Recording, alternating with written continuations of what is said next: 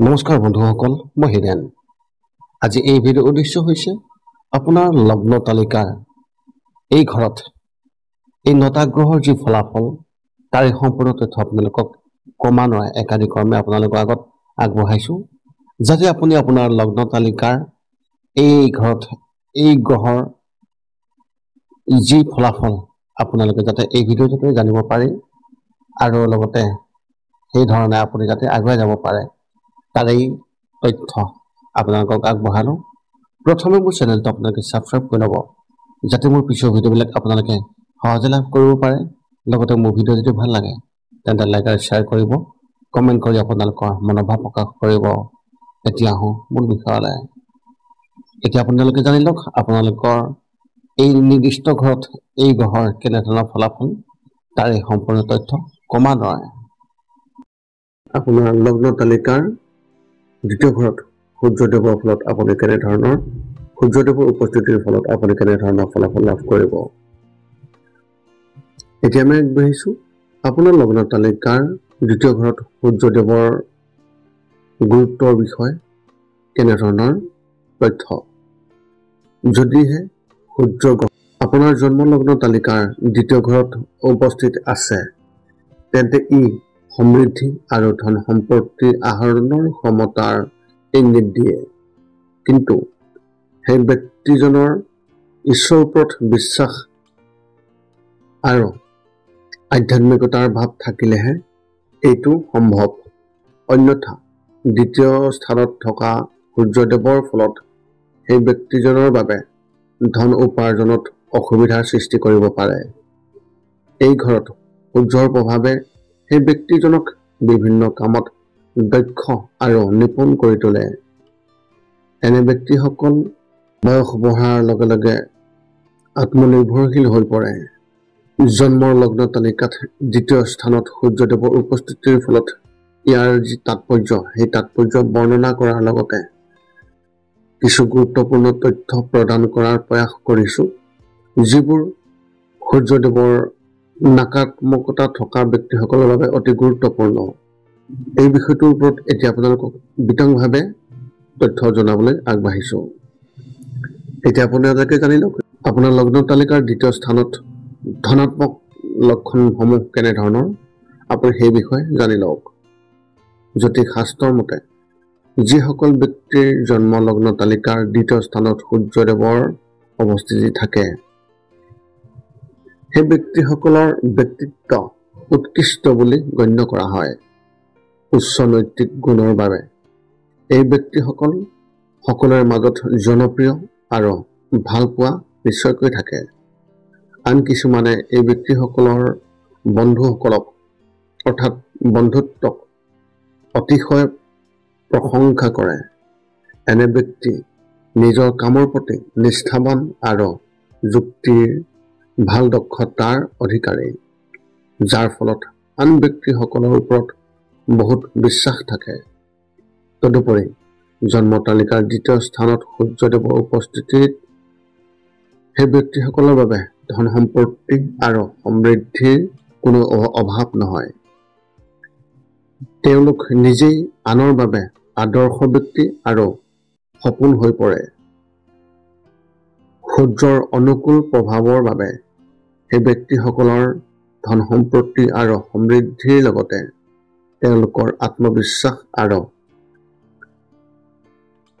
আত্মসন্মানো যথেষ্ট বুলি বিবেচনা কৰা হয় আৰু তেওঁলোকৰ এই ক্ষেত্ৰত যথেষ্ট উন্নত ফলাফল লাভ কৰে।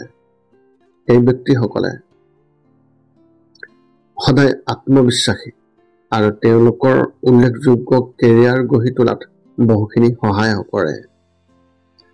জ্যোতিষৰ মতে এই ব্যক্তিসকলৰ কেতিয়াও নিজৰ ধন সম্পত্তিৰ আডম্বৰ প্ৰদৰ্শন নকৰে বা অহংকাৰ প্ৰদৰ্শন নকৰে, বৰঞ্চ কোনো ধৰণৰ বাহ্যিক সুইনেচনত বিশ্বাস নকৰে। তেওঁলোকৰ কামৰ প্ৰতি উচ্চ পৰ্যায়ৰ নিষ্ঠা আৰু ধাৰাবাহিকতা থাকে। আনহাতে এনে ব্যক্তিৰ শিল্প আৰু প্ৰকৃতিৰ প্ৰতি তীব্ৰ আগ্ৰহ থাকে। তেওঁলোকে সৌন্দৰ্যৰ আৰু গুণগত মানক অগ্ৰাধিকাৰ দিয়ে। এই ব্যক্তিসকলে আনৰ ভাল লগা অপচন্দৰ প্ৰতি বিশেষ গুৰুত্ব দিয়ে।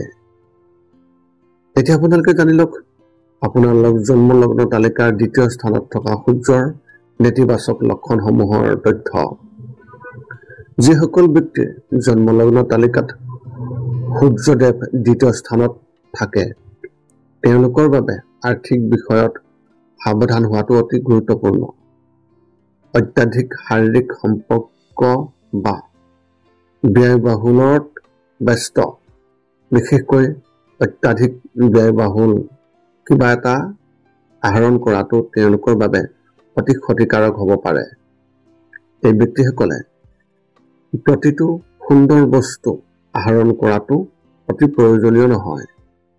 খৰচৰ ক্ষেত্ৰত মধ্যমীয়া হ'বলৈ পৰামৰ্শ দিয়া হৈছে আৰু এটা ক্ষেত্ৰতো জোৰ দিয়া হৈছে যে প্ৰতিটো দামী বস্তু উচ্চমানৰ হোৱা প্ৰয়োজন নাই।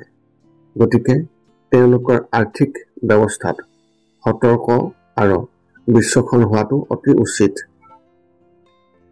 জন্ম লগ্ন তালিকাৰ দ্বিতীয় স্থানত সূৰ্যদেৱৰ দ্বাৰা প্ৰভাৱিত ব্যক্তিসকলে সঠিক বিবেচনা নকৰাকৈয়ে কামত লৰালৰিকৈ যোৱাৰ প্ৰৱণতা দেখিবলৈ পোৱা যায় আৰু তেওঁলোকৰ এনেধৰণৰ প্ৰৱণতা থাকে যাৰ ফলত তেওঁলোকৰ বাবে কেতিয়াবা অসুবিধাৰ সৃষ্টি হ'ব পাৰে। যদি আনসকলে তেওঁলোকৰ মতামতক একমত নহয় তেন্তে তেওঁলোকে সংঘাতৰ সৃষ্টি কৰিব পাৰে। যিসকলৰ জন্ম লগ্ন তালিকাৰ দ্বিতীয় স্থানত সূৰ্যদেৱ উপস্থিত থাকে তেওঁলোকে সদায় নিজৰ পৰিস্থিতিত নিৰাপদ আৰু সুৰক্ষিত হৈ থাকিবলৈ বিচাৰে। তেওঁলোকৰ মতে তেওঁলোকৰ জীৱনত কোনো বিপদ বা অসুবিধা হ'ব নালাগে। কিন্তু এনে অত্যাধিক সুৰক্ষামূলক মনোভাৱ থকাটো লাভজনক বুলি গণ্য কৰা নহয়। অহৰহ নিৰাপত্তা অঞ্চলৰ ভিতৰত থাকিলে তেওঁলোকৰ বিকাশ আৰু সফলতাত বাধা আহিব পাৰে। কেতিয়াবা কেৰিয়াৰ, অৰ্থনীতি, প্ৰেমৰ সম্পৰ্কৰ ক্ষেত্ৰত দ্বিতীয় স্থানত থকা সূৰ্য গ্ৰহৰ কেনেধৰণৰ ফলাফল তাৰে তথ্য লাভ কৰক। তেওঁলোকৰ দ্বিতীয় স্থানত অৰ্থাৎ জন্মলগ্ন তালিকাৰ দ্বিতীয় স্থানত থকা সূৰ্যদেৱৰ ফলত তেওঁলোকৰ কেৰিয়াৰৰ তথ্য প্ৰথমতে লাভ কৰক। যেতিয়া সূৰ্য লগ্ন তালিকাৰ দ্বিতীয় স্থানত থাকে তেতিয়া সেই ব্যক্তিজনৰ জীৱনৰ প্ৰতি বাস্তৱবাদী দৃষ্টিভংগী গঢ়ি তোলাৰ প্ৰৱণতা থাকে। তেওঁলোকে হয়তো লৌকিক সম্পত্তি বা শাৰীৰিক আৰামৰ প্ৰতি উচ্চ প্ৰৱণতা দেখুৱাব পাৰে। এনে ব্যক্তিয়ে প্ৰায়ে তেওঁলোকৰ শিক্ষা আৰু কেৰিয়াৰৰ সৈতে জড়িত উল্লেখযোগ্য ব্যয়ৰ সাক্ষী হয়, মূলতঃ পিতৃৰ সহায়ত। কিন্তু কেতিয়াবা পিতৃৰ পৰা অত্যাধিক মৰমৰ বাবে এই ব্যক্তিসকল অহংকাৰী বা নষ্ট প্ৰৱণতা গঢ়ি তুলিব পাৰে। শৈশৱৰ পৰাই শিক্ষাৰ উত্তম উপায় লাভ কৰাৰ প্ৰৱণতা থাকে। তদুপৰি তেওঁলোকে বিদেশত উচ্চ শিক্ষা আৰু উন্নত কেৰিয়াৰৰ সুযোগ লাভ কৰিবলৈও বাছি ল'ব পাৰে। অৰ্থনীতিৰ ক্ষেত্ৰত এনেধৰণৰ তথ্য। জন্মলগ্ন তালিকাৰ দ্বিতীয় স্থানত সূৰ্যদেৱৰ উপস্থিতিয়ে সেই ব্যক্তিজনৰ কেৰিয়াৰ আৰু ব্যৱসায়িক উদ্যোগত অনুকূল প্ৰভাৱ কঢ়িয়াই আনে। ইয়াৰ উপৰিও যেতিয়া সূৰ্যক কেৰিয়াৰক প্ৰতিনিধিত্ব কৰা দশম স্থান দিয়া হয় তেতিয়া পঞ্চম স্থানত স্থান হোৱাৰ বাবে সেই ব্যক্তিজনে ৰাজনীতি বা চৰকাৰৰ উচ্চ পদবী লাভ কৰাৰ সম্ভাৱনা অত্যন্ত প্ৰবলভাৱে বৃদ্ধি পায়। প্ৰেমৰ সম্পৰ্কত এনেধৰণৰ জন্মলগ্ন তালিকাৰ দ্বিতীয় স্থানত সূৰ্যদেৱৰ স্থিতিৰ ফলত সেই ব্যক্তিজনৰ প্ৰেমৰ সম্পৰ্কৰ বাবে কিছু বিৰূপ হ'ব পাৰে। দ্বিতীয় স্থানত সূৰ্যদেৱৰ অষ্টম স্থানত সপ্তম দৃষ্টিৰ বাবে শহুৰেক আৰু উত্তৰাধিকাৰৰ সৈতে জড়িত যিবোৰ ব্যক্তিৰ জীৱনত প্ৰভাৱিত হ'ব পাৰে। সূৰ্যৰ উপস্থিতিয়ে ব্যক্তিজনৰ মনত অত্যাধিক আত্মবিশ্বাস আৰু অহংকাৰৰ ভাৱ যোগাই তুলিব পাৰে, যিয়ে কেতিয়াবা সম্পৰ্কত উত্তেজনাৰ সৃষ্টি কৰিব পাৰে। এনে ব্যক্তিসকলে স্বতন্ত্ৰভাৱে সিদ্ধান্ত লোৱাৰ প্ৰৱণতা থাকিব পাৰে, যাৰ ফলত তেওঁলোকে কম বয়সতে বিবাহ পাশত আবদ্ধ হ'ব পাৰে। উপসংহাৰ হিচাপে, যিজন ব্যক্তিৰ জন্মলগ্ন তালিকাৰ দ্বিতীয় স্থানত সূৰ্যদেৱৰ উপস্থিতি থাকে, সেই উপস্থিতিয়ে এইটোৱে ইংগিত দিয়ে যে ব্যক্তিজনৰ সম্পৰ্ক আৰু ধন সম্পত্তিৰ ক্ষেত্ৰত সমৃদ্ধিশালী হোৱাৰ সম্ভাৱনা অত্যন্ত প্ৰবল থাকে। কিন্তু যিকোনো কাম হাতত লোৱাৰ আগতে তেওঁলোকে অত্যাধিক উৎসাহী হোৱাৰ পৰা বিৰত থাকিব লাগে। জন্মলগ্ন তালিকাৰ দ্বিতীয় স্থানত চন্দ্ৰদেৱৰ অৱস্থিতিৰ ফলত আপুনি কেনেধৰণৰ ফলাফল লাভ কৰিব? ৰাশিফলৰ দ্বিতীয় স্থানত চন্দ্ৰৰ উপস্থিতিৰ বাবে বহু ফলাফল দেখা যায়, কাৰণ চন্দ্ৰক মনৰ কাৰক বুলি কোৱা হয়। আৰু ৰাশিফলৰ দ্বিতীয় স্থানত অৰ্থাৎ ধনৰ ঘৰত চন্দ্ৰৰ উপস্থিতিয়ে সেই ব্যক্তিজনক আৰ্থিক অৱস্থাত বিশেষভাৱে প্ৰভাৱ পেলায়। জ্যোতিষত আমাৰ সকলোৰে জন্ম তালিকাৰ 12টা ভাৱ বা 12টা ঘৰ আছে। এই ঘৰবোৰৰ প্ৰতিটোৰে আমাৰ জীৱনৰ নিজস্ব ভূমিকা আছে। যদি আমাৰ সকলোৰে ৰাশিফলত থকা 9টা গ্ৰহৰ অৱস্থান একে হ'লহেঁতেন, তেন্তে আমাৰ স্বভাৱো একেই হ'লহেঁতেন। কিন্তু এই ক্ষেত্ৰত জ্যোতিষৰ মতে প্ৰতিটো ৰাশিফল বেলেগ বেলেগ, আৰু ইয়াৰ কাৰণ হৈছে আমাৰ প্ৰকৃতি আৰু ভৱিষ্যত নিৰ্ধাৰণ কৰা 9টা গ্ৰহৰ বিশেষ অৱস্থান। এই ঘৰবোৰত যেতিয়া গ্ৰহবোৰ অৱস্থিত হয়, তেতিয়া আমাক শুভ আৰু অশুভ দুয়োটা দিশতে বিশেষভাৱে প্ৰভাৱিত কৰে। গতিকে এই ভিডিঅ'টোৰ জৰিয়তে আমি আপোনাৰ ৰাশিফলৰ দ্বিতীয় স্থানত থকা চন্দ্ৰগ্ৰহৰ কিছু ভাল বেয়া এই দুয়োটাৰে প্ৰভাৱৰ বিষয়ে জনাবলৈ চেষ্টা কৰিছোঁ। দ্বিতীয় ঘৰত চন্দ্ৰদেৱৰ উপস্থিতিত আৰু ইয়াৰ গুৰুত্ব বৈদিক জ্যোতিষত দ্বিতীয় ঘৰক ধন আৰু বস্তুগত সম্পৰ্কিত কাৰক হিচাপে গণ্য কৰা হয়। এই ঘৰটোৱে ব্যক্তিজনৰ লৌকিক বৃদ্ধি পোৱাৰ পৰ্যায়ৰ ধাৰণা বিশেষভাৱে দিয়ে। জ্যোতিষীসকলে ৰাশিফলৰ এই দ্বিতীয় ঘৰটোক ধনৰ ঘৰ হিচাপে অভিহিত কৰিছে। অৰ্থাৎ এই ভাৱৰ পৰা এজন ব্যক্তিৰ ৰাশিফলত বস্তুগত সুখ আৰু সাংসাৰিক অৱস্থাৰ বিভিন্ন পৰ্যায়ৰ হিচাপ কৰা হয়। এই তথ্যবোৰৰ জৰিয়তে আগুৱাই লৈ আমি এতিয়া দ্বিতীয় স্থানত চন্দ্ৰৰ প্ৰভাৱৰ বিষয়ে বিতংভাৱে ক'বলৈ আগবাঢ়িছোঁ। যদি আপোনাৰ জন্ম তালিকাত চন্দ্ৰক দ্বিতীয় স্থানত স্থাপিত হোৱা দেখা যায়, এনে মানুহ স্বভাৱতে মধুৰভাষী, ধুনীয়া, শান্তিপ্ৰিয়। এই ঘৰত চন্দ্ৰৰ স্থান অত্যন্ত উপকাৰী আৰু শুভ। এই ব্যক্তিজনে বহুধন সঞ্চয় কৰে। চন্দ্ৰৰ প্ৰভাৱৰ বাবে এনে ব্যক্তি এজন ভাল গায়ক বা কবি হ'ব পাৰে, বা এইবোৰ ক্ষেত্ৰতো আগ্ৰহী মনৰ হ'ব পাৰে। ৰাশিফলৰ দ্বিতীয় গৃহ ধনৰ সৈতে জড়িত, আৰু চন্দ্ৰ এই ঘৰত থকাৰ লগে লগে আপোনাৰ আৰ্থিক অৱস্থা শক্তিশালী হ'ব। কিন্তু ইয়াৰ কিছু উত্থান পতনো দেখা পাব পাৰে। ৰাশিফলৰ দ্বিতীয় স্থানত থকা চন্দ্ৰৰ লগতে আন গ্ৰহৰ অৱস্থানৰ পৰাও বহু প্ৰভাৱ দেখা পোৱা যায়। যদি চন্দ্ৰ কোনো কুৎসিত গ্ৰহৰ প্ৰভাৱত থাকে, তেন্তে আমি আৰ্থিক সমস্যাৰ সন্মুখীন হ'ব পাৰোঁ। ইয়াৰ লগতে যদি চন্দ্ৰ কোনো শুভ গ্ৰহৰ লগত থাকে, তেন্তে ই আপোনাৰ আৰ্থিক অৱস্থা শক্তিশালী কৰাত অতি সহায়ক বুলি প্ৰমাণিত হ'ব। দ্বিতীয় স্থানত অৱস্থিত চন্দ্ৰৰ পৰা আপুনি বেছিভাগ বিষয়তে উপকৃত হয়। যিসকল ব্যক্তিৰ এনে অৱস্থান আছে, যদিহে আপোনাৰো আছে তেন্তে আপোনাৰ পৰিয়ালটোৰ ডাঙৰ আৰু সুখী হ'ব। আপোনাৰ উপাৰ্জন ভাল হ'ব আৰু আপুনিও টকা উপাৰ্জন কৰিব পাৰিব।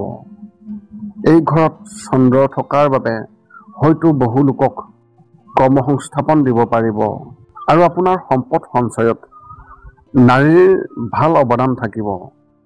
চন্দ্ৰ আপোনাৰ দ্বিতীয় ঘৰত থকাৰ লগে লগে আপুনি ভাল আৰু উচ্চ শিক্ষা লাভ কৰিব পাৰিব আৰু আপুনি এটা শিক্ষিত আৰু উদাৰ ব্যক্তিত্ব গ্ৰহণ কৰিব। চন্দ্ৰই আপোনাৰ জীৱনত এক গুৰুত্বপূৰ্ণ ভূমিকা পালন কৰে। ইয়াৰ শুভ প্ৰভাৱে আপোনাৰ মুখখন আকৰ্ষণীয় আৰু মনোমোহা কৰি তোলাই নহয়, আপোনাৰ ব্যক্তিত্বও অধিক উজ্জ্বল কৰি তুলিব। চন্দ্ৰৰ শুভ দিশটোৱে আপোনাৰ আৱেগ আৰু কামুক কামনাক বিশেষভাৱে প্ৰভাৱিত কৰে, যিবোৰ আপোনাৰ আগ্ৰহ অনুসৰি হ'ব পাৰে। আপুনি এজন সন্মানীয় আৰু শ্ৰদ্ধাৰ ব্যক্তি হ'ব আৰু আপুনি সুস্বাদু খাদ্যৰ প্ৰতি আকৰ্ষিত হ'ব। চন্দ্ৰৰ অশুভ প্ৰভাৱৰ বাবে চকুৰ লগত জড়িত কিছু সমস্যাৰ সন্মুখীন হ'ব পাৰে। লগতে আপুনি এইটো কথা জানি লওক যে আপোনাৰ চকু বুলি ক'বলৈ যাওঁতে আপোনাৰ সু চকুটোৰ বিষয়ে বিশেষভাৱে ইংগিত দিছে। আপোনাৰ সন্তানে বিদেশ ভ্ৰমণ কৰিব আৰু তেওঁলোকে বিভিন্ন ব্যৱসায় কৰিবলৈ আগ্ৰহী হ'ব পাৰে। শেষত এতিয়া আমি আপোনালোকক এক বিশেষভাৱে ক'ব বিচাৰিছোঁ যে ৰাশিফলৰ দ্বিতীয় ঘৰত চন্দ্ৰৰ উপস্থিতিৰ বাবে সেই ব্যক্তিসকল আৰ্থিকভাৱে শক্তিশালী হোৱাৰ সম্ভাৱনা বহুতে বেছি থাকে আৰু এনে ব্যক্তিসকল বুদ্ধিমান আৰু দায়িত্বশীল হয়, কিন্তু কোনো বিশেষ বস্তু বা ব্যক্তিৰ প্ৰতি এই ব্যক্তিসকল অত্যাধিক মোহই আপোনাক আৱেগিকভাৱে বিচলিত কৰিব পাৰে। জ্যোতিষত চন্দ্ৰক গুৰুত্ব দিয়া হয় বিশেষভাৱে, কিন্তু জ্যোতিষ বিজ্ঞানৰ ফালৰ পৰা চন্দ্ৰক পৃথিৱী গ্ৰহৰ প্ৰাকৃতিক উপগ্ৰহ বুলি গণ্য কৰা হয়। জ্যোতিষৰ মতে এজন ব্যক্তিৰ চন্দ্ৰ ৰাশিৰ বিষয়ে ইয়াৰ জৰিয়তে বিশেষভাৱে জনা যায়। চন্দ্ৰই আমাৰ জন্ম তালিকাৰ 12টা ঘৰক বিভিন্ন ধৰণে বিশেষভাৱে প্ৰভাৱিত কৰে। সেই প্ৰভাৱৰ বিষয়ে এই ভিডিঅ'টোত আপোনালোকক বিতংভাৱে জনাব পাৰিছোঁ আৰু অন্যান্য স্থানৰ বিষয়েও আপোনালোকক অন্য এটা ভিডিঅ'ত বিশেষভাৱে জনাম। দ্বিতীয় স্থানত মংগলদেৱৰ অৱস্থানৰ ফলত আপুনি কেনেধৰণৰ ফলাফল লাভ কৰিব। মংগল গ্ৰহৰ অৱস্থান ই এজন ব্যক্তিক কঠোৰ পৰিশ্ৰমী কৰি তোলে, কিন্তু এনে ব্যক্তিসকলে অসাৱধানতাৰ প্ৰৱণতা থাকিব পাৰে, যাৰ ফলত তেওঁলোক সোনকালে সংঘাতত লিপ্ত হ'ব পাৰে। জ্যোতিষৰ ক্ষেত্ৰত জন্ম তালিকাৰ দ্বিতীয় ঘৰত অৱস্থিত মংগল গ্ৰহটোৱে সেই ব্যক্তিসকলক শক্তিশালী কৰাৰ কাম কৰে। এই শক্তিক বুদ্ধিমান ৰূপে ব্যৱহাৰ কৰি ব্যক্তিসকলে নিজৰ আৰ্থিক অৱস্থা শক্তিশালী কৰিব পাৰে, ধন সম্পত্তি জমা কৰিব পাৰে, সামাজিক মৰ্যাদা লাভ কৰিব পাৰে। জ্যোতিষত দ্বিতীয় স্থানত মংগল গ্ৰহৰ যি ভূমিকা, সেই ভূমিকা তেওঁ কেনেদৰে গ্ৰহণ কৰে তাৰে তথ্য আগবঢ়াইছোঁ। শাস্ত্ৰত সকলো নক্ষত্ৰমণ্ডল, ৰাশি আৰু 9 গ্ৰহই জন্ম তালিকাৰ 12টা ঘৰৰ মাজেৰে পাৰ হৈ যায়। জন্ম তালিকাত এই গ্ৰহবোৰৰ অৱস্থানৰ ওপৰত ভিত্তি কৰি এজন ব্যক্তিৰ জীৱনত অনুকূল আৰু প্ৰতিকূলৰ প্ৰভাৱ, এই প্ৰভাৱৰ মূল্যায়ন কৰা হৈছে অথবা মূল্যায়ন কৰিব পাৰি। বৈদিক জ্যোতিষত মৌলিক 18 প্ৰকাৰৰ জন্ম তালিকাৰ বৰ্ণনা দিয়া হৈছে আৰু ইয়াৰ ভিতৰতে গ্ৰহসমূহৰ বৈচিত্ৰ্যপূৰ্ণ প্ৰভাৱৰ মূল্যায়নো বিশেষভাৱে কৰা হয়। জন্ম তালিকাখন যদি মহাবিশ্বৰ সমতুল্য বুলি ধৰা হয়, তেন্তে ইয়াক 360 ডিগ্ৰী প্ৰতিনিধিত্ব কৰা বুলি ধৰিব পাৰি। এতিয়া আমি জানিম মংগল গ্ৰহৰ গুৰুত্বৰ বিষয়ে। আপোনাৰ এই জন্মলগ্ন তালিকাৰ দ্বিতীয় স্থানত কেনেধৰণৰ গুৰুত্ব, এই বিষয়টো এই ভিডিঅ'টোৰ জৰিয়তে আপোনালোকক মংগল গ্ৰহৰ বিষয়ে আলোচনা কৰিব আহিছোঁ বা আপোনালোকক জনাব আহিছোঁ। অৱশ্যে তাৰ আগতে মংগল গ্ৰহৰ প্ৰকৃতি, বৈশিষ্ট্য, গুণৰ বিষয়ে কওঁ। জ্যোতিষত মংগল গ্ৰহক ভূমিনন্দন, ভৌমা, লোহিতাংগ, অংগৰাগ, ক্ষিতিজ আদি নামেৰে বিশেষভাৱে জনা যায়। ইয়াৰ উপৰিও মংগল গ্ৰহক সৌৰজগতৰ সেনাপতিৰ মৰ্যাদা দিয়া হৈছে। বৈদিক জ্যোতিষত মংগল গ্ৰহক সময় আৰু শৌচৰ প্ৰতীক বুলি গণ্য কৰা হয়।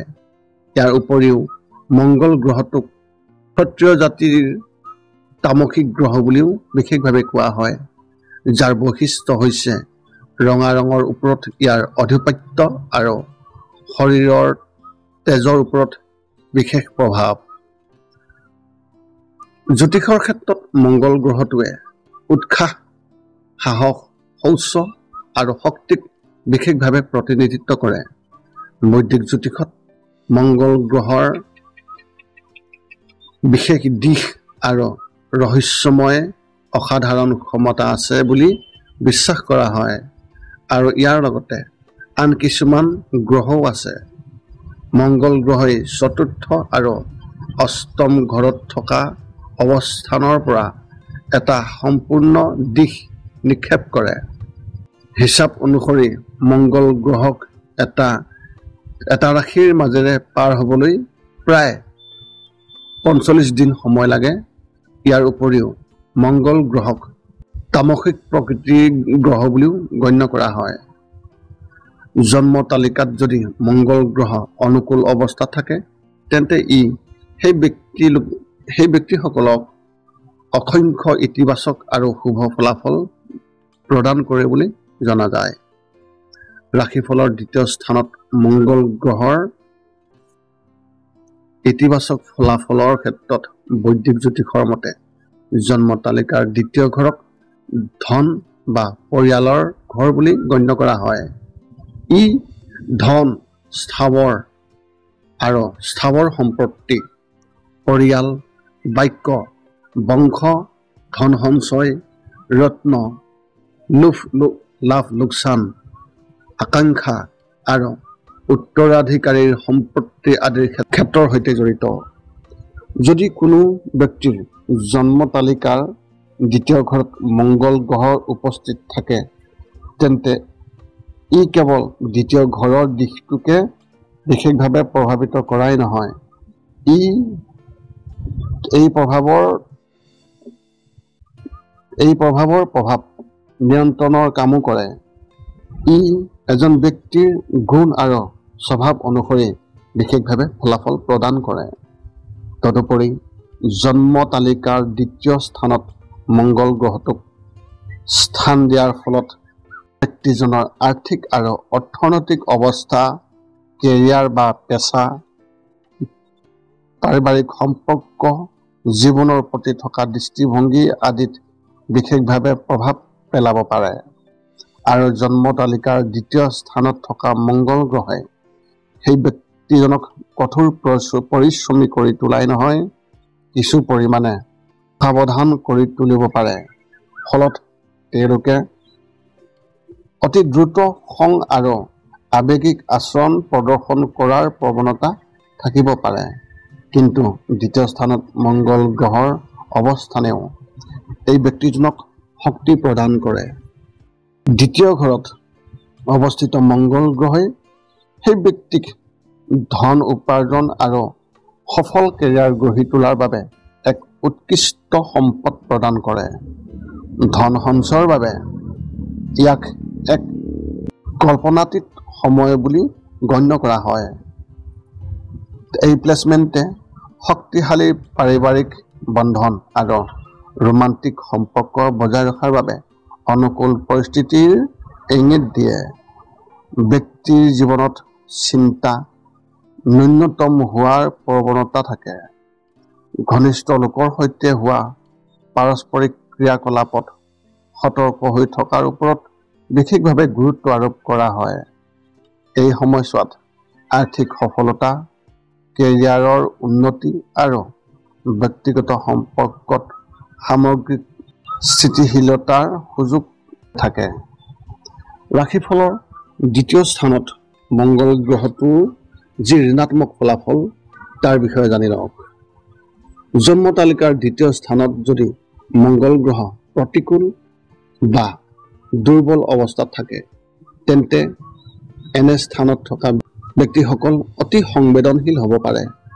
সৰু সৰু কথাবোৰত খং বা আৱেগিক হ'ব পাৰে।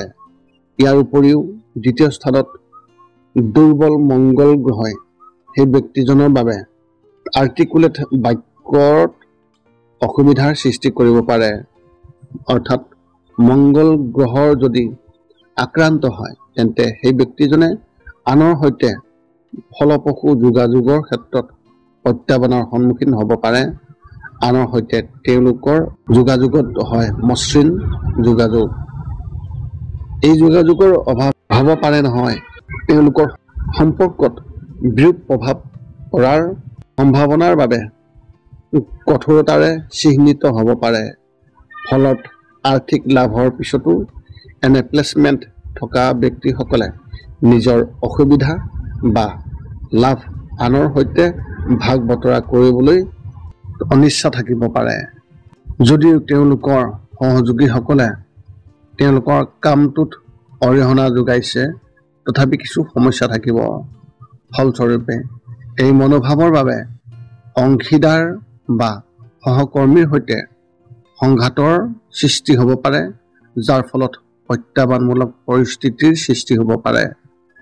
দ্বিতীয় স্থানত থকা মংগল গ্ৰহই সেই ব্যক্তিজনৰ ব্যক্তিগত আৰু পেছাদাৰী জীৱনত উল্লেখযোগ্য প্ৰত্যাহ্বানৰ সৃষ্টি কৰিব পাৰে। যদি অত্যাধিক আত্মবিশ্বাসী আৰু আৱেগিক স্বভাৱৰ ইংগিত দিয়ে, গতিকে সাৱধান হোৱাটো বাঞ্ছনীয়।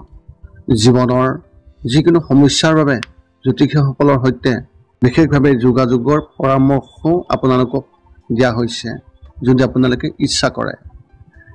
ৰাশিফলৰ দ্বিতীয় স্থানত মংগল গ্ৰহই স্বাস্থ্যৰ ক্ষেত্ৰত কেনেধৰণৰ প্ৰভাৱ পেলায় তাৰে কিছু তথ্য। আপুনি চকুৰ আঘাতৰ সন্মুখীন হ'ব পাৰে আৰু চকুৰ লগত জড়িত সমস্যা থাকিব পাৰে আৰু পেটৰ লগত জড়িত ৰোগ হ'ব পাৰে। অপাৰেশ্যনৰ সম্ভাৱনাও হ'ব পাৰে। বংশৰ সন্দৰ্ভত আপুনি মানসিক অশান্তি বা চিন্তাৰ সন্মুখীন হ'ব পাৰে। বিশেষকৈ সিংহ ৰাশিৰ ব্যক্তিসকলৰ ক্ষেত্ৰত এনেধৰণৰ অভাৱনীয় দুৰ্ঘটনাৰ বাবে ভৰিৰ আঘাত হ'ব পাৰে। কান্ধ আৰু ডিঙিৰ লগত জড়িত কিছুমান অসুবিধায়ো ইংগিত দিয়াৰ এক বিশেষভাৱে দেখিবলৈ পোৱা যায়।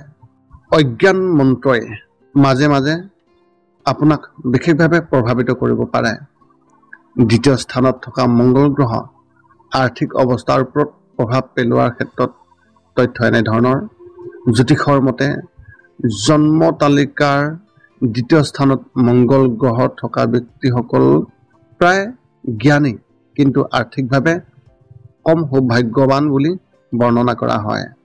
ধাৰাবাহিক ধন আৰু চকুৰ বিশেষ সমস্যাৰ অত্যন্ত প্ৰবল দেখিবলৈ পোৱা যায়। জন্ম তালিকাৰ দ্বিতীয় স্থানত মংগল গ্ৰহৰ অৱস্থানে এইটোকো ইংগিত দিয়ে যে মংগল গ্ৰহই ধন সম্পত্তিৰ যোগান ধৰে, কিন্তু ব্যক্তিজনে যিমান সমৃদ্ধি জমা কৰিব লাগে সিমান সমৃদ্ধি জমা কৰিব নোৱাৰিবও পাৰে। এনে হয় যেতিয়া ব্যক্তিজনে ধন সঞ্চয় কৰে আৰু ধন জমা কৰাৰ লগতে ইয়াৰ সঠিক ব্যৱহাৰ কৰে। যদি ব্যক্তিজনে ধন সম্পত্তিৰ সঠিক ব্যৱহাৰৰ লগতে দান বৰঙণি আৰু সৎকৰ্মত লিপ্ত হয়, তেন্তে তেওঁলোকে অতুলনীয় সুখ আৰু সমৃদ্ধি লাভ কৰিব পাৰে। ৰাশিফলৰ দ্বিতীয় স্থানত অৰ্থাৎ লগ্ন তালিকাৰ দ্বিতীয় স্থানত মংগল গ্ৰহৰ অৱস্থিতিৰ ফলত এই ব্যক্তিজনৰ ওপৰত ব্যক্তিত্বৰ ওপৰত বিশেষভাৱে প্ৰভাৱ পেলোৱা বিশেষভাৱে দেখিবলৈ পোৱা যায়। লগ্ন তালিকাৰ দ্বিতীয় স্থানত মংগল গ্ৰহৰ ফলত এজন ব্যক্তিৰ ব্যক্তিত্বৰ ওপৰত প্ৰভাৱ ডাঙৰ হিচাপ অনুসৰি দ্বিতীয় স্থানত মংগল গ্ৰহ থাকিলে ধনৰ ক্ষেত্ৰত আপোনাক এজন উৎসাহী ব্যক্তি কৰি তুলিব পাৰে। যিকোনো আৰ্থিক বিষয় পৰিচালনা কৰাটো আপোনাৰ বাবে সহজ নহবও পাৰে। গতিকে আপুনি হয়তো ধন জমা কৰিবলৈ আগ্ৰহী, সৃষ্টিশীলতা আৰু ইতিবাচক মানসিকতা প্ৰতিষ্ঠা কৰিবলৈ যথেষ্ট প্ৰচেষ্টাৰ প্ৰয়োজন হ'ব পাৰে। ইয়াৰ দ্বাৰা ব্যক্তিসকলে নিজৰ আত্মভাৱমূৰ্তি বৃদ্ধি কৰাত সহায় কৰিব পাৰে, কিন্তু আপুনি আকৰ্ষণীয় ব্যক্তিত্ব গঢ়ি তুলিলেও আৰ্টিকুলেট বাক্যত প্ৰত্যাহ্বানৰ সন্মুখীন হ'ব পাৰে।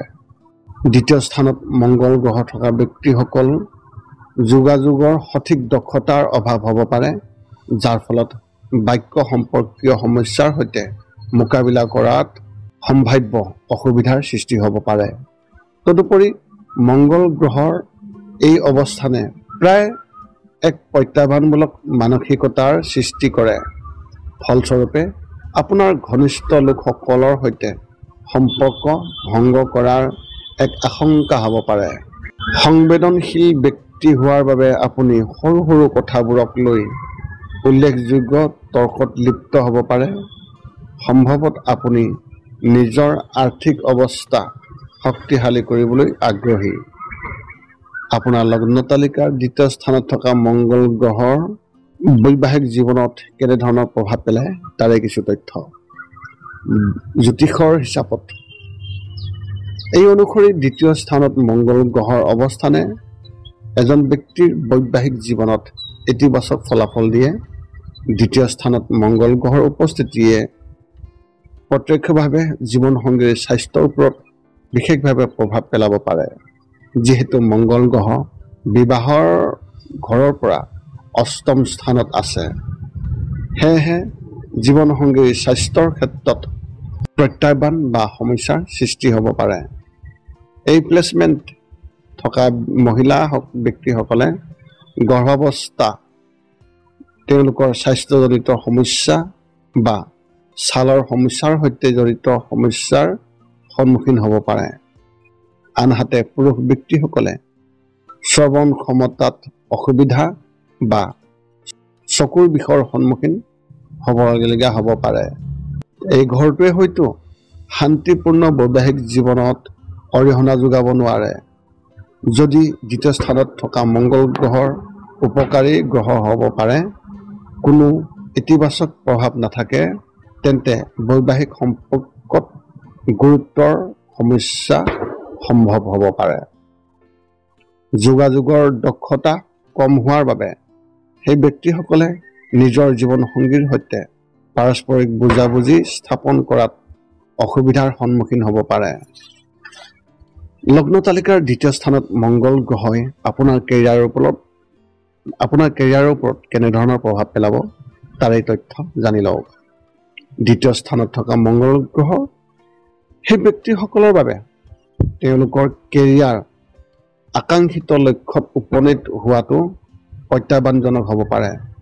তেওঁলোকৰ বাবে প্ৰতিটো সুযোগতে নিজকে আগুৱাই নিবলৈ অহৰহ চেষ্টা কৰাটো অতি প্ৰয়োজনীয়, কিয়নো সফলতা সহজে নাহিবও পাৰে। ইতিবাচক ফলাফল লাভৰ একমাত্ৰ উপায় হ'ল স্বতন্ত্ৰ আৰু অধ্যাৱসায়ী প্ৰচেষ্টা। এনে কৰিলে ব্যক্তিসকলে নিজৰ কেৰিয়াৰৰ লক্ষ্যৰ ওচৰ চাপিব পাৰে, কিন্তু সফলতাৰ পথত বাধাৰ সন্মুখীন হ'ব পাৰে, যাৰ বাবে যথেষ্ট কষ্ট আৰু অধ্যাৱসায়ৰ প্ৰয়োজন হয়। যদি তেওঁলোকে এই প্ৰত্যাহ্বানসমূহ অতিক্ৰম কৰিবলৈ সক্ষম হয়, তেন্তে মংগল গ্ৰহই তেওঁলোকক সফল কেৰিয়াৰৰ আশীৰ্বাদ দিব পাৰে। দ্বিতীয় স্থানত থকা মংগল গ্ৰহই সেই ব্যক্তিসকলক অভিযান্ত্ৰিক গৱেষণা বা IT খণ্ডৰ দৰে ক্ষেত্ৰত পাৰদৰ্শিতা দেখুৱাবলৈ আগুৱাই দিব পাৰে। ইয়াৰ উপৰিও বিত্তীয় পৰিচালনাৰ দক্ষতা থকাটোৱে শ্বেয়াৰ বজাৰত সফলতা লাভ কৰাত অৰিহণা যোগাব পাৰে। উপসংহাৰ হিচাপে আপোনালোকে জানি লওক, এইদৰে দ্বিতীয় স্থানত মংগল গ্ৰহৰ উপস্থিতিৰ ফলত সেই ব্যক্তিসকলক বিশেষভাৱে প্ৰভাৱিত কৰে। নিজৰ নিৰ্দিষ্ট ক্ষেত্ৰখনত সফলতা লাভ কৰিবলৈ হয়তো ৰূপক পাহাৰ বগাব লাগিব। ইয়াৰ উপৰিও আপোনাৰ সংগীৰ সৈতে প্ৰত্যাহ্বানৰ সৃষ্টি হোৱাৰ লগে লগে আপোনাৰ বৈবাহিক সম্পৰ্ক একেই নাথাকিবও পাৰে। আৰ্থিকভাৱে আপুনি পূৰ্বৰ বিনিয়োগৰ জৰিয়তে সফলতা লাভ কৰিব পাৰে, কিন্তু ইয়াৰ দ্বাৰা আপোনাৰ সমস্যাসমূহে সমাধান হ'ব। ধন সম্পত্তিৰ সন্ধানত সময় লাগিব পাৰে আৰু আপুনি ধন সঞ্চয় কৰাৰ দক্ষতা গঢ়ি তুলিব পাৰে। মুঠতে দ্বিতীয় স্থানত থকা মংগল গ্ৰহই আপোনাক জীৱনৰ মূল্যৱান পাঠ শিকাব পাৰে, যাৰ ফলত সম্ভাৱনাময়ভাৱে সফলতা লাভ কৰিব পাৰে।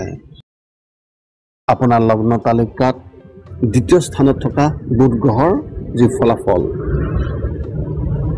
আপোনাৰ জন্ম লগ্ন তালিকাৰ দ্বিতীয় স্থানত থকা বুধ গ্ৰহ আৰু এই স্থানৰ কাৰকতত্ব হৈছে ধনৰ ঘৰ বুলি গণ্য কৰা হয়। এই ঘৰত বুধ ৰাশিৰ প্ৰভাৱৰ বাবে সেই ব্যক্তিজন বুদ্ধিমান, দক্ষ বক্তা হৈ নিজৰ পৰিকল্পনা বাস্তৱায়িত কৰিবলৈ সক্ষম হয়। এনে ব্যক্তিসকলে কৰবাৰ পৰা নিজৰ হেৰুৱা ধন ঘূৰাই পায়। তেওঁলোকৰ জীৱনত হঠাতে আৰ্থিক লাভৰ সম্ভাৱনা অত্যন্ত প্ৰবল দেখা যায়। এই ঘৰত বুধ গ্ৰহৰ উপস্থিতিয়ে সেই ব্যক্তিজনে সংগীতৰ ক্ষেত্ৰত অপৰিসীম সন্মান আৰু প্ৰতিপত্তি লাভ কৰে। আমি আপোনালোকক ইতিবাচক আৰু নেতিবাচক প্ৰভাৱৰ বিষয়ে আপোনালোকলৈ আগবঢ়াই আনিছোঁ। যদি আপোনাৰ জন্ম লগ্ন তালিকাৰ দ্বিতীয় স্থানত বুধ গ্ৰহৰ অৱস্থিতি আছে, তেন্তে আপোনাৰ জীৱনত একেধৰণৰ কিছু পৰিৱৰ্তন দেখা পাব। দ্বিতীয় স্থানত বুধ গ্ৰহৰ শুভ প্ৰভাৱ কেনেধৰণৰ আপুনি জানি লওক। জ্যোতিষৰ মতে ৰাশিফলৰ দ্বিতীয় স্থানক ধনৰ ঘৰ বুলি গণ্য কৰা হয়। এই ঘৰত বুধ গ্ৰহ অৱস্থিতি হোৱাৰ বাবে বুধ গ্ৰহই সেই ব্যক্তিজনক শুভ আৰু অশুভ দুয়োটা ফলাফল প্ৰদান কৰিব। বুধৰ শুভ প্ৰভাৱত এই ব্যক্তিসকলৰ মুখখন কোমল আৰু ৰঙা ৰং হ'ব। বুধ সেই ব্যক্তিজনৰ ক্ষেত্ৰত দ্বিতীয় ঘৰত থকাৰ বাবে আপোনাৰ ব্যক্তিত্ব অতি মনোমোহা আৰু মধুৰ হ'ব। লগতে চকু বা আপোনাৰ কপালতো বিশেষভাৱে কিবা এটা চিন দেখিবলৈ পাব। বুধ গ্ৰহৰ প্ৰভাৱৰ বাবে আপুনি এজন সু আচৰণ আৰু গুণী ব্যক্তি হ'ব। আপোনাৰ গুণ আৰু উদাৰতাৰ বাবে আপুনি মানুহৰ মাজত আলোচনাত থাকিব। এই গ্ৰহই এক বিশেষ দিশতো শাসক বুলি গণ্য কৰা হয়, যিটো সিদ্ধান্ত গ্ৰহণৰ লগত জড়িত সচেতন আৰু অৱচেতন চিন্তাৰ সৈতে মোকাবিলা কৰে। ইয়াৰ লগতে এই গ্ৰহই সেই ব্যক্তিজনৰ মাজত এক কৌতূহল আৰু চিন্তাশীলতাৰ যিবোৰ গুণ, সেই গুণবোৰো যোগাই তোলে। ৰাশিফলৰ দ্বিতীয় স্থানত বুধ গ্ৰহৰ অৱস্থিতিৰ ফলত সেই ব্যক্তিজনৰ গুণ বহু পৰিমাণে বিশেষভাৱে প্ৰভাৱিত হয়। বুধ গ্ৰহৰ ব্যাপক প্ৰভাৱৰ বাবে সেই ব্যক্তিজন ভ্ৰমণ, বিত্ত, যুক্তি আৰু শিক্ষাৰ ওপৰত বিশেষভাৱে নিয়ন্ত্ৰণ থাকে। ৰাশিফলৰ দ্বিতীয় ঘৰত বুধৰ দৃঢ় অৱস্থানৰ বাবে সেই ব্যক্তিজনে নতুন নতুন ঠাইলৈ যাত্ৰা কৰে। ৰাশিফলৰ দ্বিতীয় স্থানত বুধ গ্ৰহৰ অৱস্থানে সেই ব্যক্তিসকলক মৌখিক আৰু লিখিত যি যোগাযোগ, সেই যোগাযোগৰ জৰিয়তে নিজৰ চিন্তা প্ৰকাশ কৰাৰ এক উৎকৃষ্ট ক্ষমতা প্ৰদান কৰে। আপুনি এজন সাহসী আৰু ন্যায়প্ৰেমী ব্যক্তি হ'ব। দ্বিতীয় স্থানত বুধ গ্ৰহৰ যি কুপ্ৰভাৱ সেই বিষয়ে জানি লওক। জ্যোতিষৰ মতে যেতিয়া কোনো ব্যক্তিৰ ৰাশিফলৰ দ্বিতীয় স্থানত বুধ গ্ৰহৰ অৱস্থান থাকে আৰু যদিহে সেই বুধ গ্ৰহক কিছুমান নিষ্ঠুৰ গ্ৰহৰ সৈতে সম্প্ৰীতি থাকে, তেতিয়া ই সেই ব্যক্তিজনৰ জীৱনত এক বিৰূপ প্ৰভাৱ পেলাব পাৰে। সাধাৰণতে বুধ গ্ৰহৰ লগত প্ৰভাৱিত লোকসকল বহু কাম শান্তি আৰু আৰামত কৰাত বিশ্বাস কৰে। গতিকে যিকোনো প্ৰতিকূল পৰিস্থিতিত এনে ব্যক্তিসকলে সোনকালে ভয় খায়। বুধ গ্ৰহৰ প্ৰভাৱৰ বাবে এই ব্যক্তিসকলে নিজৰ পৰিয়ালৰ স্থানত বিৰূপ প্ৰভাৱৰ বাবে অত্যন্ত জেদী প্ৰকৃতিৰ হ'ব পাৰে। কোনেও তেওঁলোকক কোনো কাম কৰিবলৈ বিশেষভাৱে পৰিচিত বা বাধ্য কৰিব নোৱাৰে। যিবোৰ কামৰ প্ৰতি তেওঁলোকৰ আগ্ৰহ নাই, এনে লোকসকলে ক্ষিপ্ৰ সিদ্ধান্ত লোৱাত বহু অসুবিধাৰ সন্মুখীন হয়। ৰাশিফলৰ এই ঘৰটোত বুধ গ্ৰহৰ উপস্থিতিৰ বাবে সেই ব্যক্তিসকলে নিজে যিকোনো বস্তু নিয়ন্ত্ৰণ কৰিবলৈ চেষ্টা কৰি থাকে আৰু ইয়াৰ বাবে তেওঁলোকে বহু কষ্ট কৰে। কিন্তু তেওঁলোকে বুজিবলৈ চেষ্টা কৰিব লাগিব যে সকলো নিয়ন্ত্ৰণ কৰিব নোৱাৰি। শেষত বুধ গ্ৰহৰ নেতিবাচক প্ৰভাৱৰ বিষয়ে আপোনালোকক আগবঢ়াইছোঁ। নেতিবাচক প্ৰভাৱৰ ক্ষেত্ৰত এনেধৰণৰ, তেওঁলোকে যিকোনো কথা ফটকৈ কেতিয়াবা বুজিব নোৱাৰে আৰু সকলো নিয়ন্ত্ৰণ কৰিবলৈ চেষ্টা কৰে।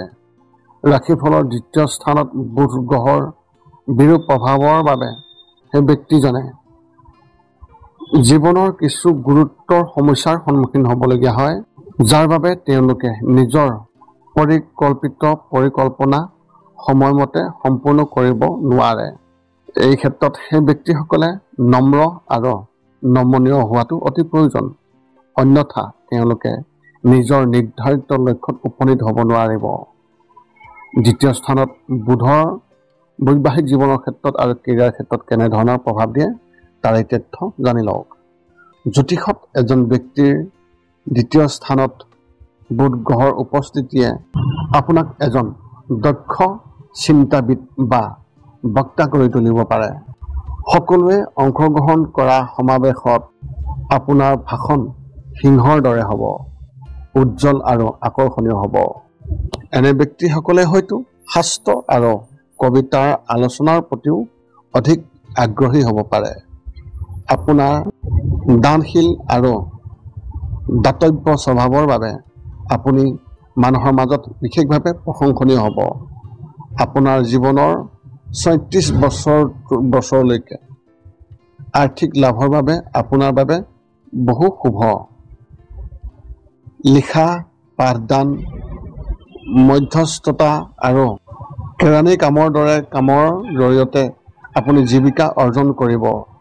ইয়াৰ উপৰিও অধ্যাপক, অধ্যক্ষ, সঞ্চালক আদি পদত থাকিও ভাল টকা পইচা উপাৰ্জন কৰিব পাৰিব। জ্যোতিষৰ হিচাপত দ্বিতীয় স্থানত বুধৰ উপস্থিতিয়ে সেই ব্যক্তিসকলৰ বৈবাহিক জীৱন শক্তিশালী আৰু ভাল কৰি তোলে। সাধাৰণতে তেওঁলোকে এজন ভাল জীৱনসংগী পায়। দ্বিতীয় স্থানত বুধৰ উপসংহাৰৰ ক্ষেত্ৰত এনেধৰণৰ, উপৰোক্ত গুৰুত্বসমূহৰ ভিত্তিত সেই ব্যক্তিজনৰ জন্ম তালিকাৰ দ্বিতীয় স্থানত বুধ গ্ৰহৰ উপস্থিতিৰ বাবে সেই ব্যক্তিজনে সংলাপ আৰু যোগাযোগৰ ক্ষেত্ৰত কাম কৰে। বুধ গ্ৰহৰ অনুকূল প্ৰভাৱে সেই ব্যক্তিসকলক বিত্তীয় ব্যৱস্থাপনাত দক্ষ কৰি তোলে। অৱশ্যে যিকোনো কাম কৰাৰ আগতে বহুবাৰ চিন্তা কৰিব লগা হয়। অতি বুদ্ধিমান আৰু বিশেষভাৱে প্ৰভাৱশালী স্বভাৱৰ বাবে এই ব্যক্তিসকলে কেতিয়াবা অহংকাৰৰ বাবে নিজৰ সম্পৰ্ক বিনষ্ট কৰিব পাৰে। এনে পৰিস্থিতিত তেওঁলোকে নিজৰ সম্পৰ্কৰ প্ৰতি অতি সাৱধান হোৱাটো অতি প্ৰয়োজন। জ্যোতিষৰ মতে বুধ গ্ৰহটোৱে আমাৰ ৰাশিফলৰ আটাইকেইটা 12টা ঘৰতে বিভিন্ন ধৰণে বিশেষভাৱে প্ৰভাৱ পেলায়। এই প্ৰভাৱে আমাৰ জীৱনত প্ৰত্যক্ষ আৰু পৰোক্ষভাৱে প্ৰভাৱ পেলায়। ইয়াৰ উপৰিও বুধক নিৰপেক্ষ গ্ৰহ বুলিও কোৱা হৈছে, কিন্তু আন গ্ৰহৰ দৰে শুভ আৰু অশুভ সংগমৰ বাবে ইয়াৰ ফলাফলৰ পৰিৱৰ্তন হোৱাৰ সম্ভাৱনা আছে। পৰৱৰ্তী ভিডিঅ'ত বিতংভাৱে জনোৱা হ'ব বুধ গ্ৰহটোৱে আন সকলো ঘৰতে কেনেধৰণৰ প্ৰভাৱ পেলায়। আপোনাৰ লগ্ন তালিকাৰ দ্বিতীয় স্থানত থকা বৃহস্পতি গুৰুৱে আপোনাক কেনেধৰণৰ ফলাফল দিব। বৈদিক জ্যোতিষত বৃহস্পতিৰ দ্বিতীয় স্থানত ধন আৰু বস্তুগত সম্পদৰ কাৰক হিচাপে বৰ্ণনা কৰা হৈছে। এই উপস্থিতিয়ে আপোনাৰ সাংসাৰিক আৰু ক্ৰমবৰ্ধমান অৱস্থাৰ বুজাবুজি দিছে। জ্যোতিষৰ মতে যিজন ব্যক্তিৰ লগ্ন তালিকাৰ দ্বিতীয় স্থানত বৃহস্পতি দেৱ থাকে, তেন্তে তেওঁক সেই ঘৰটোৱে বিশেষভাৱে ধন দিয়ে। অৰ্থাৎ এই অনুভূতিৰ পৰাই ব্যক্তিজনৰ শাৰীৰিক সুখ আৰু সাংসাৰিক অৱস্থাৰ বিভিন্ন পৰ্যায়ৰ হিচাপ কৰা হয়। গুৰুক আমাৰ বাবে অতি শুভ বুলি গণ্য কৰা হৈছে। ই সেই ব্যক্তিসকলক কেৰিয়াৰ আৰু ধন সম্পত্তিৰ সৈতে জড়িত তথ্যৰ সূচক। ৰাশিফলত বৃহস্পতিৰ অনুকূল অৱস্থানৰ বাবে সেই ব্যক্তিজনে তেওঁৰ জীৱনৰ ধৰ্ম, দক্ষ, জ্ঞান আৰু সন্তানৰ সৈতে জড়িত সুখ লাভ কৰায়। যদি কোনো ব্যক্তিৰ লগ্ন তালিকাৰ দ্বিতীয় স্থানত বৃহস্পতি দেৱৰ অৱস্থান থাকে, তেন্তে সেই ব্যক্তিজনৰ অৰ্থনৈতিক অৱস্থা খুবেই ভাল হয়।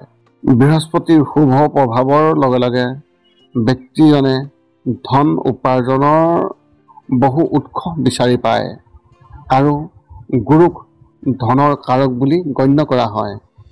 গতিকে এনে ব্যক্তিয়ে নিজৰ জ্ঞানৰ বলত ধন সংগ্ৰহ বৃদ্ধি কৰে। এই ঘৰত বহি থকা গুৰুজনাৰ প্ৰভাৱত যদি ব্যক্তিজন এজন ব্ৰাহ্মণ হয়, তেন্তে তেওঁ ৰীতি নীতি আৰু অন্যান্য ধৰ্মীয় কামৰ পৰাও ধন উপাৰ্জন কৰে।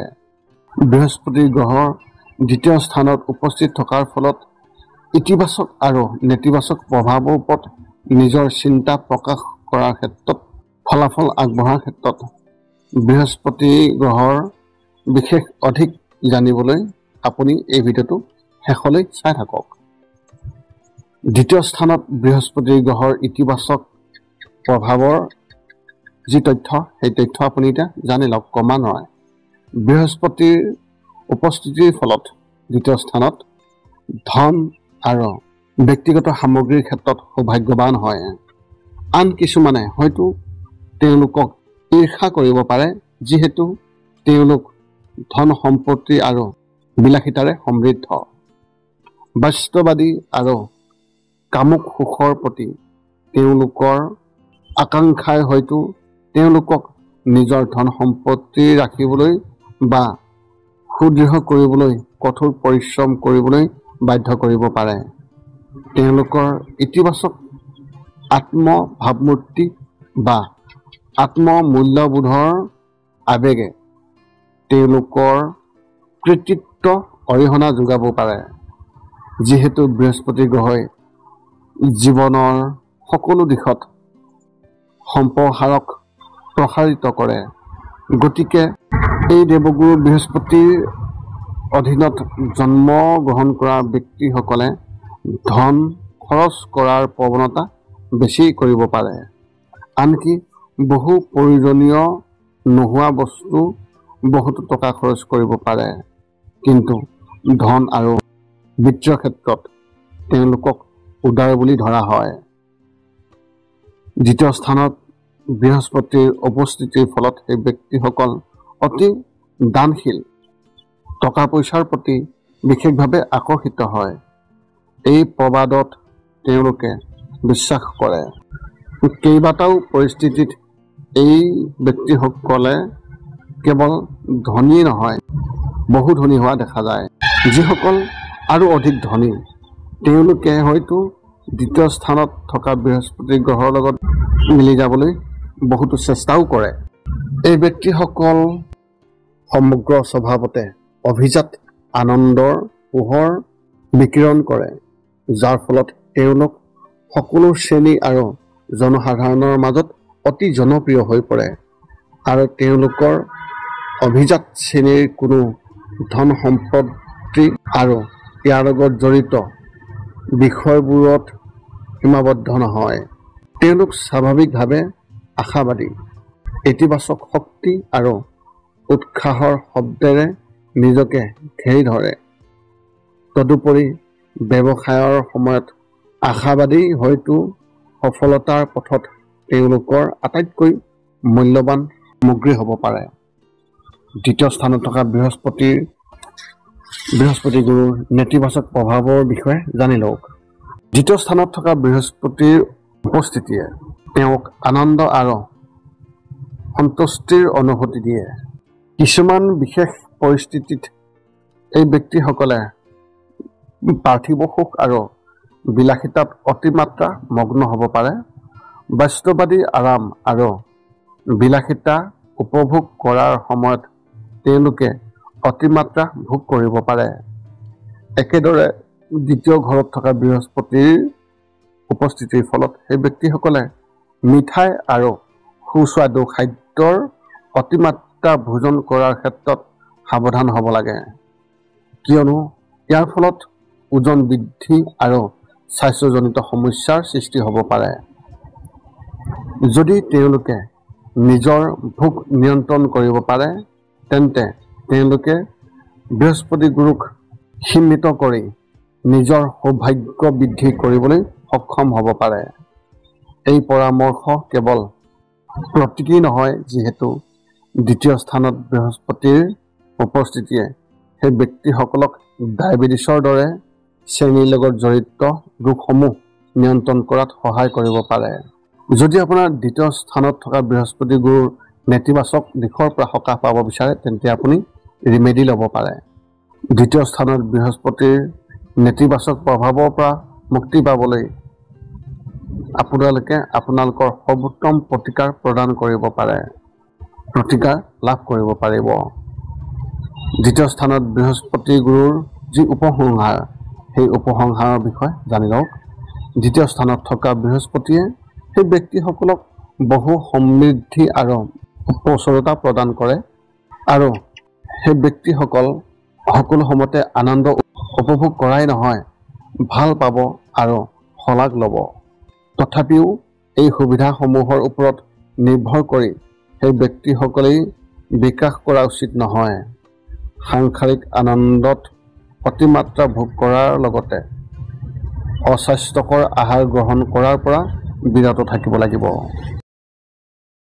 দ্বিতীয় স্থানত শুক্ৰদেৱৰ উপস্থিতিৰ ফলত আপুনি জীৱনত কেনেধৰণৰ ফলাফল লাভ কৰিব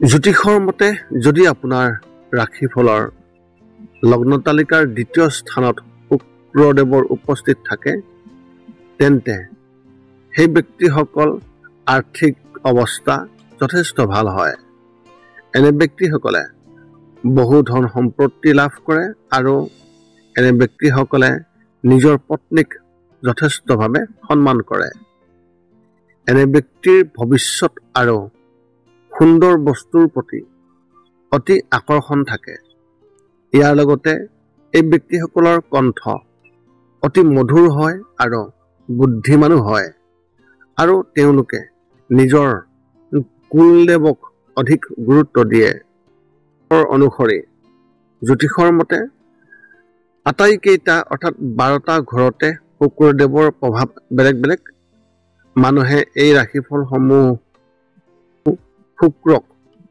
শুভ গ্ৰহ হিচাপে গণ্য কৰা হয় কিন্তু যদি শুক্ৰ ৰাশিফলত শক্তিশালী হয় তেন্তে ই সেই ব্যক্তিসকলক ভাল ফলাফল দিয়ে আনহাতে যেতিয়া ই দুৰ্বল হয় তেতিয়া ই বেয়া ফলাফল দিয়ে বা বেয়া প্ৰভাৱো সেই ব্যক্তিজনৰ জীৱনত দিয়ে এতিয়া আপোনালোকে জানি লওক শুক্ৰ গ্ৰহ অৰ্থাৎ শুক্ৰদেৱে ৰাশিফলৰ দ্বিতীয় স্থানত উপস্থিত থাকি কেনেধৰণৰ ফলাফল বা প্ৰভাৱ আপোনাৰ জীৱনত দিব সেই বিষয়ে বিতংভাৱে আপোনালোকক জনোৱাৰ প্ৰয়াসেৰে এই ভিডিঅ'টো আগবাঢ়ি গৈছোঁ।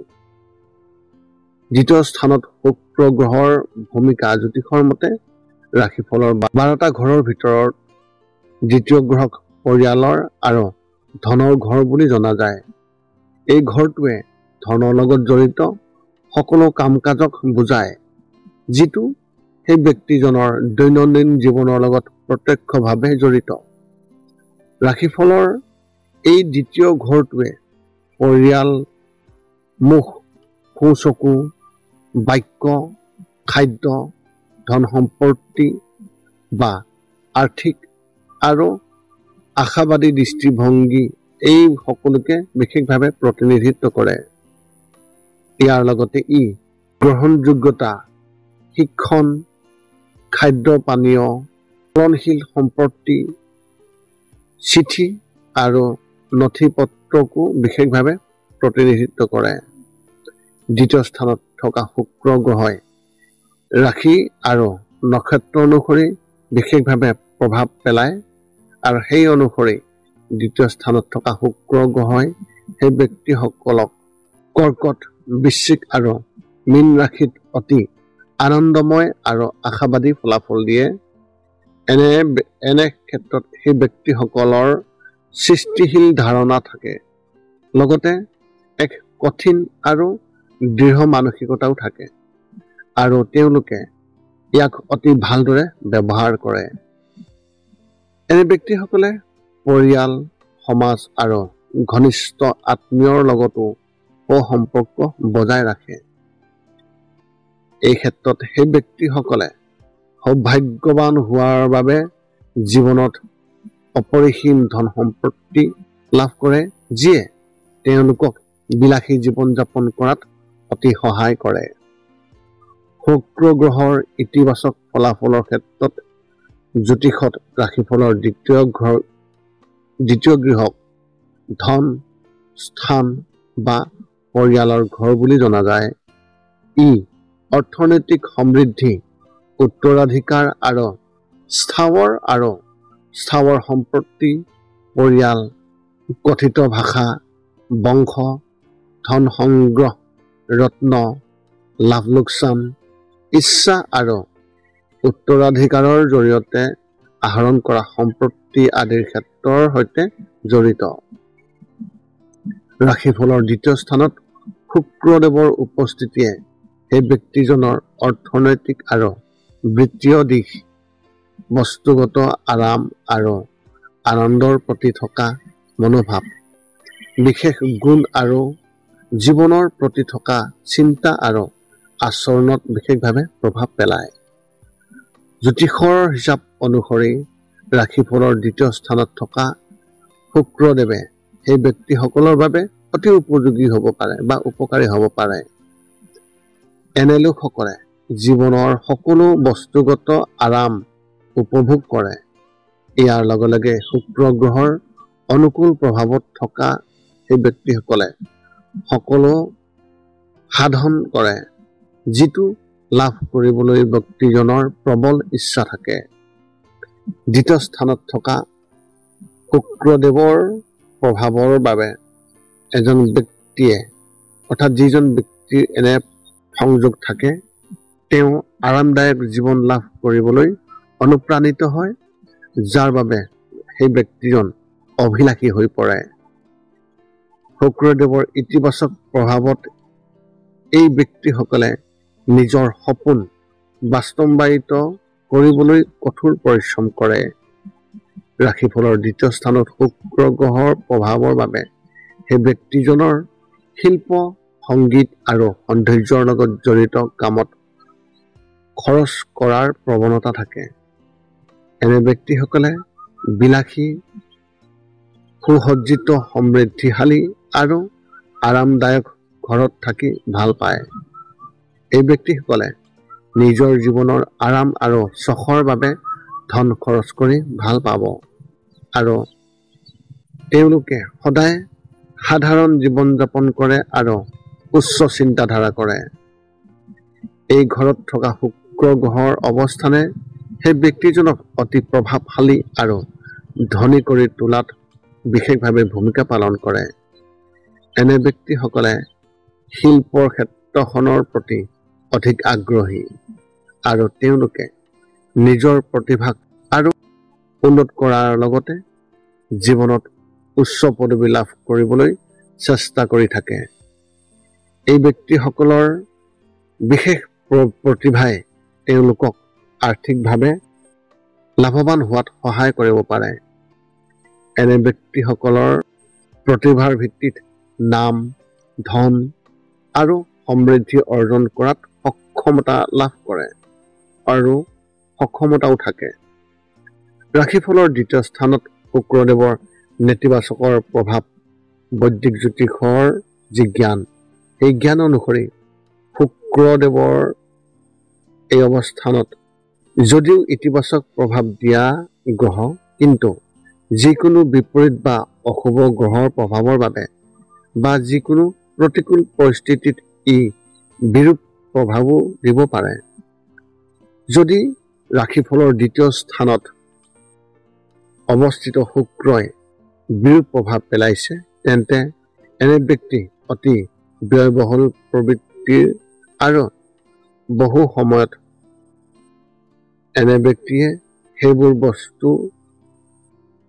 বস্তুত বহুত খৰচ কৰে, যিবোৰ সাধাৰণতে বিশেষ গুৰুত্ব নাই, আৰু আমি ক'ব পাৰোঁ যে এই লোকসকলে সেইবোৰ দামী বস্তু কিনিবলৈ অধিক আগ্ৰহী, যিবোৰৰ কোনো ব্যৱহাৰিক ব্যৱহাৰ বা প্ৰয়োজন নাই। অৰ্থাৎ তেওঁ দামী দামী অদৰকাৰী বস্তু বহুত কিনি পেলাই অযথা টকা পইচা খৰচ কৰে। ৰাশিফলৰ দ্বিতীয় স্থানত থকা শুক্ৰ গ্ৰহই সেই ব্যক্তিজনৰ ক্ষেত্ৰত নিজৰ জীৱন সংগীৰ পৰা ধন সম্পত্তি লাভ কৰাৰ সম্ভাৱনা শক্তিশালী কৰে। এই ঘৰত শুক্ৰৰ প্ৰতিকূল অৱস্থানে মানৱ জীৱনৰ বস্তুগত যিবোৰ দিশ, সেই দিশতো বিশেষভাৱে প্ৰভাৱ পেলোৱাৰ সম্ভাৱনা আছে। এই নেতিবাচক প্ৰভাৱৰ বাবে সেই ব্যক্তিসকলে বস্তুবাদক অত্যাধিক গুৰুত্ব দিব পাৰে। এনে ব্যক্তিসকলে বস্তুবাদী লাভ আৰু তাৰ পৰা পোৱা বৃদ্ধিৰ পৰা অধিক সুখ লাভ কৰে। ইয়াৰ বাহিৰেও সেইসকল লোকৰ ৰাশিফলত যদি শুক্ৰ গ্ৰহক দ্বিতীয় স্থানত প্ৰতিকূল স্থানত ৰখা হয়, তেওঁলোকৰ বিনিময়ত আন মানুহৰ পৰা উপহাৰ লাভ কৰাৰ প্ৰৱণতা অতি প্ৰবলভাৱে ইচ্ছা থাকে। বা আমি এইটোও ক'ব পাৰোঁ যে এনে ব্যক্তিসকলে আনক উপহাৰ দিয়ে এই চিন্তাৰে যে তেওঁলোকেও বিনিময়ত কিবা এটা ভাল উপহাৰ লাভ কৰিব। যদিও এইটো বিশেষ কথা নহয়, কিন্তু এনে লোকৰ নিজস্ব উপহাৰ ঘূৰাই দিয়াৰ বাবে আনক হেঁচা দিয়াৰ বেয়া অভ্যাস থাকিব পাৰে। ইয়াৰ বাহিৰেও এনে লোকৰ সংগী, বন্ধু বা পৰিয়ালৰ সদস্যই তেওঁলোকৰ ইচ্ছা বুজিবলৈ অক্ষম হোৱাৰ বাবে তেওঁলোকে ইচ্ছা অনুসৰি উপহাৰ নাপায়। অৱশ্যে এনে ব্যক্তিসকলক মানুহৰ পৰা কম আশা ৰাখিবলৈ বিশেষভাৱে পৰামৰ্শ দিয়া হয়। এনে কৰিলে এই লোকসকল অধিক সুখী আৰু অধিক সন্তুষ্ট হ'ব। বৈবাহিক জীৱনত দ্বিতীয় স্থানত থকা শুক্ৰ গ্ৰহৰ প্ৰভাৱত কেনেধৰণৰ ফলাফল লাভ কৰিব তাৰেই তথ্য। জ্যোতিষৰ মতে দ্বিতীয় স্থানত থকা শুক্ৰই সেই ব্যক্তিসকলৰ বাবে এক সফল বৈবাহিক জীৱন প্ৰদান কৰে। ই তেওঁলোকক এনে এজন জীৱনসংগী লাভ কৰাত সহায় কৰে, যিয়ে তেওঁলোকৰ জীৱনৰ সকলো সমস্যা অতিক্ৰম কৰি তেওঁলোকৰ জীৱনত সুখ কঢ়িয়াই আনিব। বিবাহৰ ভৱিষ্যতবাণী অনুসৰি এনে ব্যক্তিসকলৰ সংগী স্বাধীন আৰু অতি অভিলাষী হয়, যিটো সেই ব্যক্তিসকলে শিকিবলৈ আৰু সন্মান কৰিবলৈ এক কাৰক হয়। একে সময়তে নেতিবাচক প্ৰভাৱত ঈৰ্ষাৰ অনুভূতিও হ'ব পাৰে। নিজৰ সংগীৰ অনুভূতি বুজি পোৱাৰ দ্বাৰা ব্যক্তিজনৰ বৈবাহিক জীৱনক চিৰদিনৰ বাবে সফল আৰু সুখী জীৱনলৈ সলনি কৰিব পাৰে। দ্বিতীয় স্থানত থকা শুক্ৰ গ্ৰহৰ সৈতে জড়িত যি প্ৰতিকাৰ, সেই প্ৰতিকাৰৰ বিষয়ে কিছু তথ্য আপোনালোকক জনাব বিচাৰিছোঁ। জ্যোতিষৰ মতে শুক্ৰৰ শক্তিশালী স্থান আৰু ইয়াৰ আশীৰ্বাদ পাবলৈ আপুনি কিছুমান সহজ প্ৰতিকাৰ কৰিব পাৰে। এই প্ৰতিকাৰসমূহৰ হিচাপত প্ৰতি শুক্ৰবাৰে মিঠাই, চেনি, খাদ্য আৰু কাপোৰ দান কৰক। দৈনিক ঘিউ, গাখীৰ, দৈ আৰু চেনি সেৱন কৰক। প্ৰতিদিনে পৰিষ্কাৰ পৰিপাটি কাপোৰ পৰিধান কৰক আৰু পকেটত বগা ৰুমাল এখন সদায় ৰাখিব। নিয়মিতভাৱে বগা কাপোৰ পিন্ধিব। শৰীৰত চন্দনৰ পেষ্ট লগাওক। প্ৰতিদিনে নিজৰ ঘৰত কপোৰ জ্বলাই ৰাখিব। নিজকে ভালদৰে সজাই ৰাখক আৰু দৈনিক সুগন্ধি প্ৰয়োগ কৰক। গোলাপ পানী বা চন্দন পেষ্ট পাউডাৰেৰে গা ধুব পাৰিলে অতি ভাল। প্ৰয়োজন অনুসৰি বগা খাদ্য পৰিমিত আৰু চেনিৰ সৈতে খাব পাৰিলে কিছু পৰিমাণে আপুনি সুফল পাব। তৰ্জনী বা মধ্যম আঙুলিত ডায়মণ্ড অৰ্থাৎ হীৰা ৰত্ন বা অপেল ধাৰণ কৰিব পাৰে। সদৌ শেষত ৰাশিফলৰ দ্বিতীয় স্থানত শুক্ৰৰ উপস্থিতিয়ে এজন ব্যক্তিক বিলাসিতা আৰু ধন সম্পত্তিৰ প্ৰতি আকৰ্ষণ আৰু প্ৰেৰণা যোগোৱাৰ ক্ষেত্ৰত কিছু তথ্য। এনে ব্যক্তিসকলে নিজৰ আকাংক্ষিত বস্তুবোৰ অতি সহজে পায়। ইয়াৰ বাহিৰেও তেওঁলোকৰ কেতিয়াও ধনৰ অভাৱ নহয় আৰু খৰচ কৰাত তেওঁলোক বিশেষজ্ঞ। জ্যোতিষৰ মতে এই লোকসকল অপ্ৰয়োজনীয় কামত ধন খৰচ কৰাৰ পৰা বিৰত থাকিব লাগে। যদি তেওঁলোকে বিলাসী বস্তুৰ প্ৰতি থকা যি প্ৰেম, সেই প্ৰেম তেওঁলোকে নিয়ন্ত্ৰণ যদিহে নকৰে আৰু অপ্ৰয়োজনীয় কাম বা বস্তুত ধন খৰচ কৰে, তেন্তে তেওঁলোকেও আৰ্থিক অসুবিধাৰ সন্মুখীন হ'ব পাৰে। ইয়াৰ লগতে এই ব্যক্তিসকলে চৌপাশৰ ব্যক্তিসকলৰ পৰা বিশেষ আশা বিশেষভাৱে কৰা উচিত নহয়। এনে কৰিলে তেওঁলোকে আভ্যন্তৰীণ শক্তি আৰু সুখ লাভ কৰাৰ সম্ভাৱনা থাকে। আপোনাৰ জন্ম তালিকাৰ দ্বিতীয় স্থানত শনিদেৱৰ স্থিতিৰ ফলত আপুনি কেনেধৰণৰ ফলাফল লাভ কৰিব? লগ্ন তালিকাৰ দ্বিতীয় স্থানত শনিৰ উপস্থাপনৰ ফলত এইটোৱে বুজা যায় যে এজন ব্যক্তিয়ে ধন সম্পত্তি সম্পৰ্কিত এই যি কাৰক তত্ত্ব সেইবোৰ ভোগ কৰে আৰু স্বভাৱত ধৰ্মীয় হয়। ইয়াৰ বাহিৰেও দ্বিতীয় স্থানত থকা শনিয়ে সেই ব্যক্তিজনক পৰিয়ালৰ পৰা বিচ্ছিন্ন হোৱাৰ সম্ভাৱনাও দিব পাৰে। এনে ব্যক্তিসকলে সুখ সম্পদ আৰু সমৃদ্ধিৰ সন্ধানত সুদূৰ দেশ বা বিদেশলৈ যাত্ৰা কৰিব পাৰে। জ্যোতিষত শনি গ্ৰহৰ গুৰুত্ব এনেধৰণৰ: শান্ত অনুশাসিত জীৱনৰ প্ৰেমিক, সৎ কঠোৰ পৰিশ্ৰমী, কঠোৰ আৰু গোপন ঘটনাৰ লগত জড়িত ব্যক্তি হিচাপে ব্যাখ্যা কৰা হৈছে। এইদৰে যদি শনিদেৱ দ্বিতীয় স্থানৰ উপস্থাপন থাকে, তেন্তে ই সেই ব্যক্তিজনৰ আৰ্থিক বিষয়ত সমস্যা দিব পাৰে, যাৰ ফলত ব্যক্তিজনে কেৱল আৰ্থিক অসুবিধাৰ সন্মুখীন হোৱাই নহয়, মানসিক চাপৰ বাবে তেওঁৰ ঘৰুৱা আৰু পেছাদাৰী জীৱনতো ইয়াৰ প্ৰভাৱ পৰে। দ্বিতীয় স্থানত শনিদেৱৰ দ্বাৰা প্ৰভাৱিত হোৱা সেই ব্যক্তিসকলে ভৱিষ্যতৰ চিন্তাত ধন সঞ্চয় কৰিবলৈ চেষ্টা কৰে, যাৰ ফলত তেওঁলোকে মিতব্যয়ী আৰু কৃপণ মনোভাৱ গ্ৰহণ কৰে। জ্যোতিষত ৰাশিফলৰ দ্বিতীয় স্থানৰ গুৰুত্ব বিশেষকৈ ৰাশিফলৰ দ্বিতীয় ঘৰটোৱে আৰ্থিক বিষয় আৰু আৰ্থিক কাম কাজক বিশেষভাৱে প্ৰতিনিধিত্ব কৰে।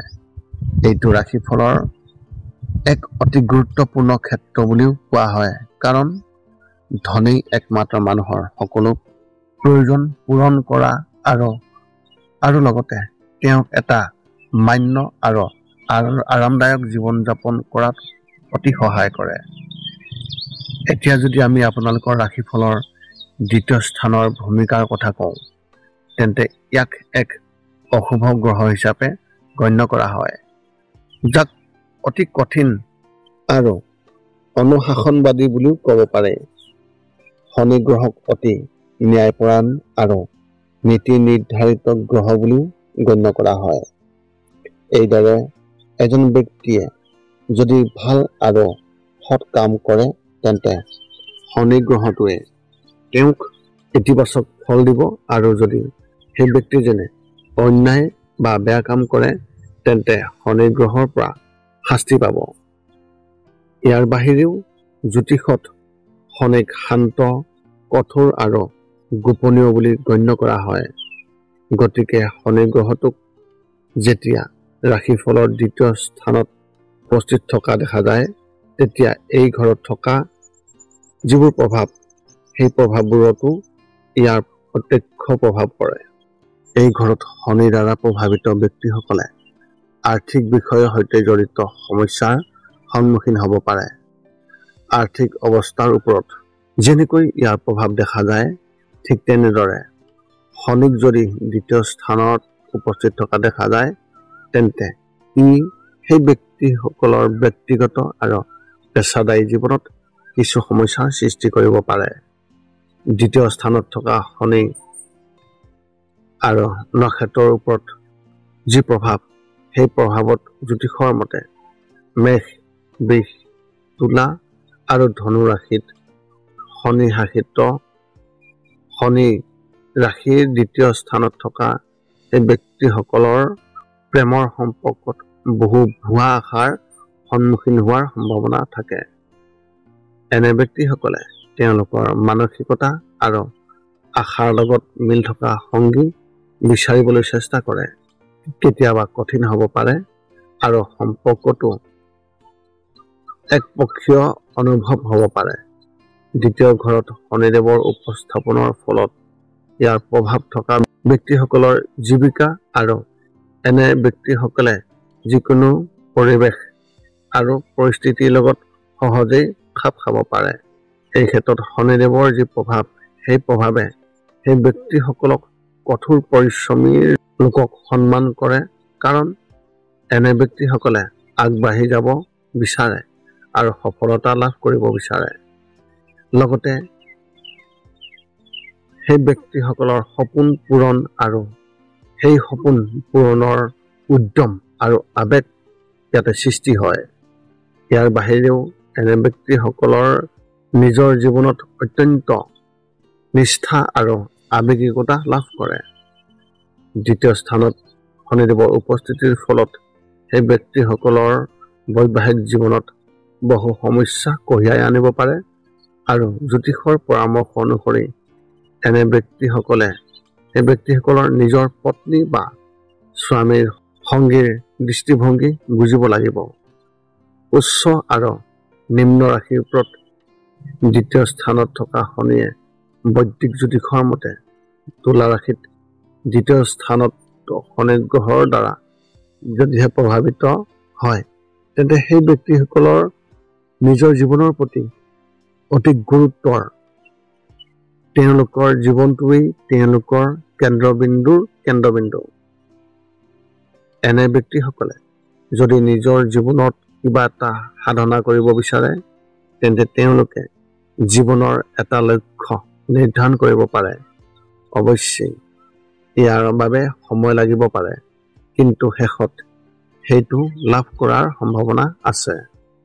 অৱশ্যে জ্যোতিষৰ পৰামৰ্শই তেওঁলোকক ভাল, সৎ, অনুশাসিত, কঠোৰ পৰিশ্ৰমী, মনোযোগী আৰু ধৈৰ্যশীল হ'বলৈ বিশেষভাৱে পৰামৰ্শ দিয়ে। যদি শনিদেৱ মেষ ৰাশিত দ্বিতীয় স্থানত থাকে, তেন্তে আক্ৰান্ত ব্যক্তিয়ে ব্যক্তিত্ব লাভ কৰে। এনে লোকসকলৰ সঠিক দিশৰ জ্ঞান থাকে। সেয়েহে এই ব্যক্তিসকলে সঠিক দিশত জীৱনত বিশেষভাৱে মনোনিৱেশ কৰিবলৈ সক্ষম হয় তেতিয়া অকাৰণতে তেওঁলোকে নিজৰ লক্ষ্যৰ পৰা একেবাৰেই মনোযোগ আঁতৰাই নিদিয়ে। লগতে নিজৰ নিৰ্দিষ্ট আচৰণৰ বাবে এই ব্যক্তিসকলে অলপ সাৱধান হোৱাটো অতি প্ৰয়োজনীয়। ইয়াৰ বাহিৰেও এনে লোকসকলে সামাজিকভাৱে বিচ্ছিন্ন হৈ থকাৰ বাবে নিজৰ আপোনজন আৰু পৰিয়ালৰ সৈতে দীৰ্ঘদিন ধৰি সুসম্পৰ্ক বজাই ৰাখিব নোৱাৰে। ৰাশিফলৰ দ্বিতীয় স্থানত শনিদেৱৰ প্ৰভাৱ হিচাপ অনুসৰি জ্যোতিষত কোৱা হৈছে যে দ্বিতীয় স্থানত শনিৰ প্ৰভাৱে কেতিয়াবা ব্যক্তিজনক মধুৰভাষী হোৱাৰ গুণ দিয়ে আৰু কেতিয়াবা সেই ব্যক্তিজন অতি কঠোৰ বক্তাও হৈ পৰে।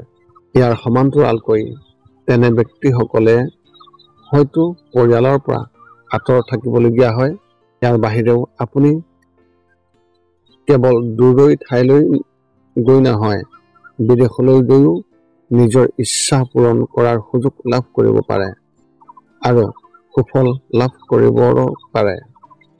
জীৱনৰ দ্বিতীয় পৰ্যায়ত এক নিৰ্দিষ্ট সময়ৰ পিছত সেই ব্যক্তিজনে নিজৰ বাসস্থান এৰি আন কোনো ঠাইলৈ গুচি যাব পাৰে আৰু তাত ধন সম্পত্তি আৰু সুখৰ মাধ্যম গোটাবলৈ চেষ্টা কৰিব পাৰে।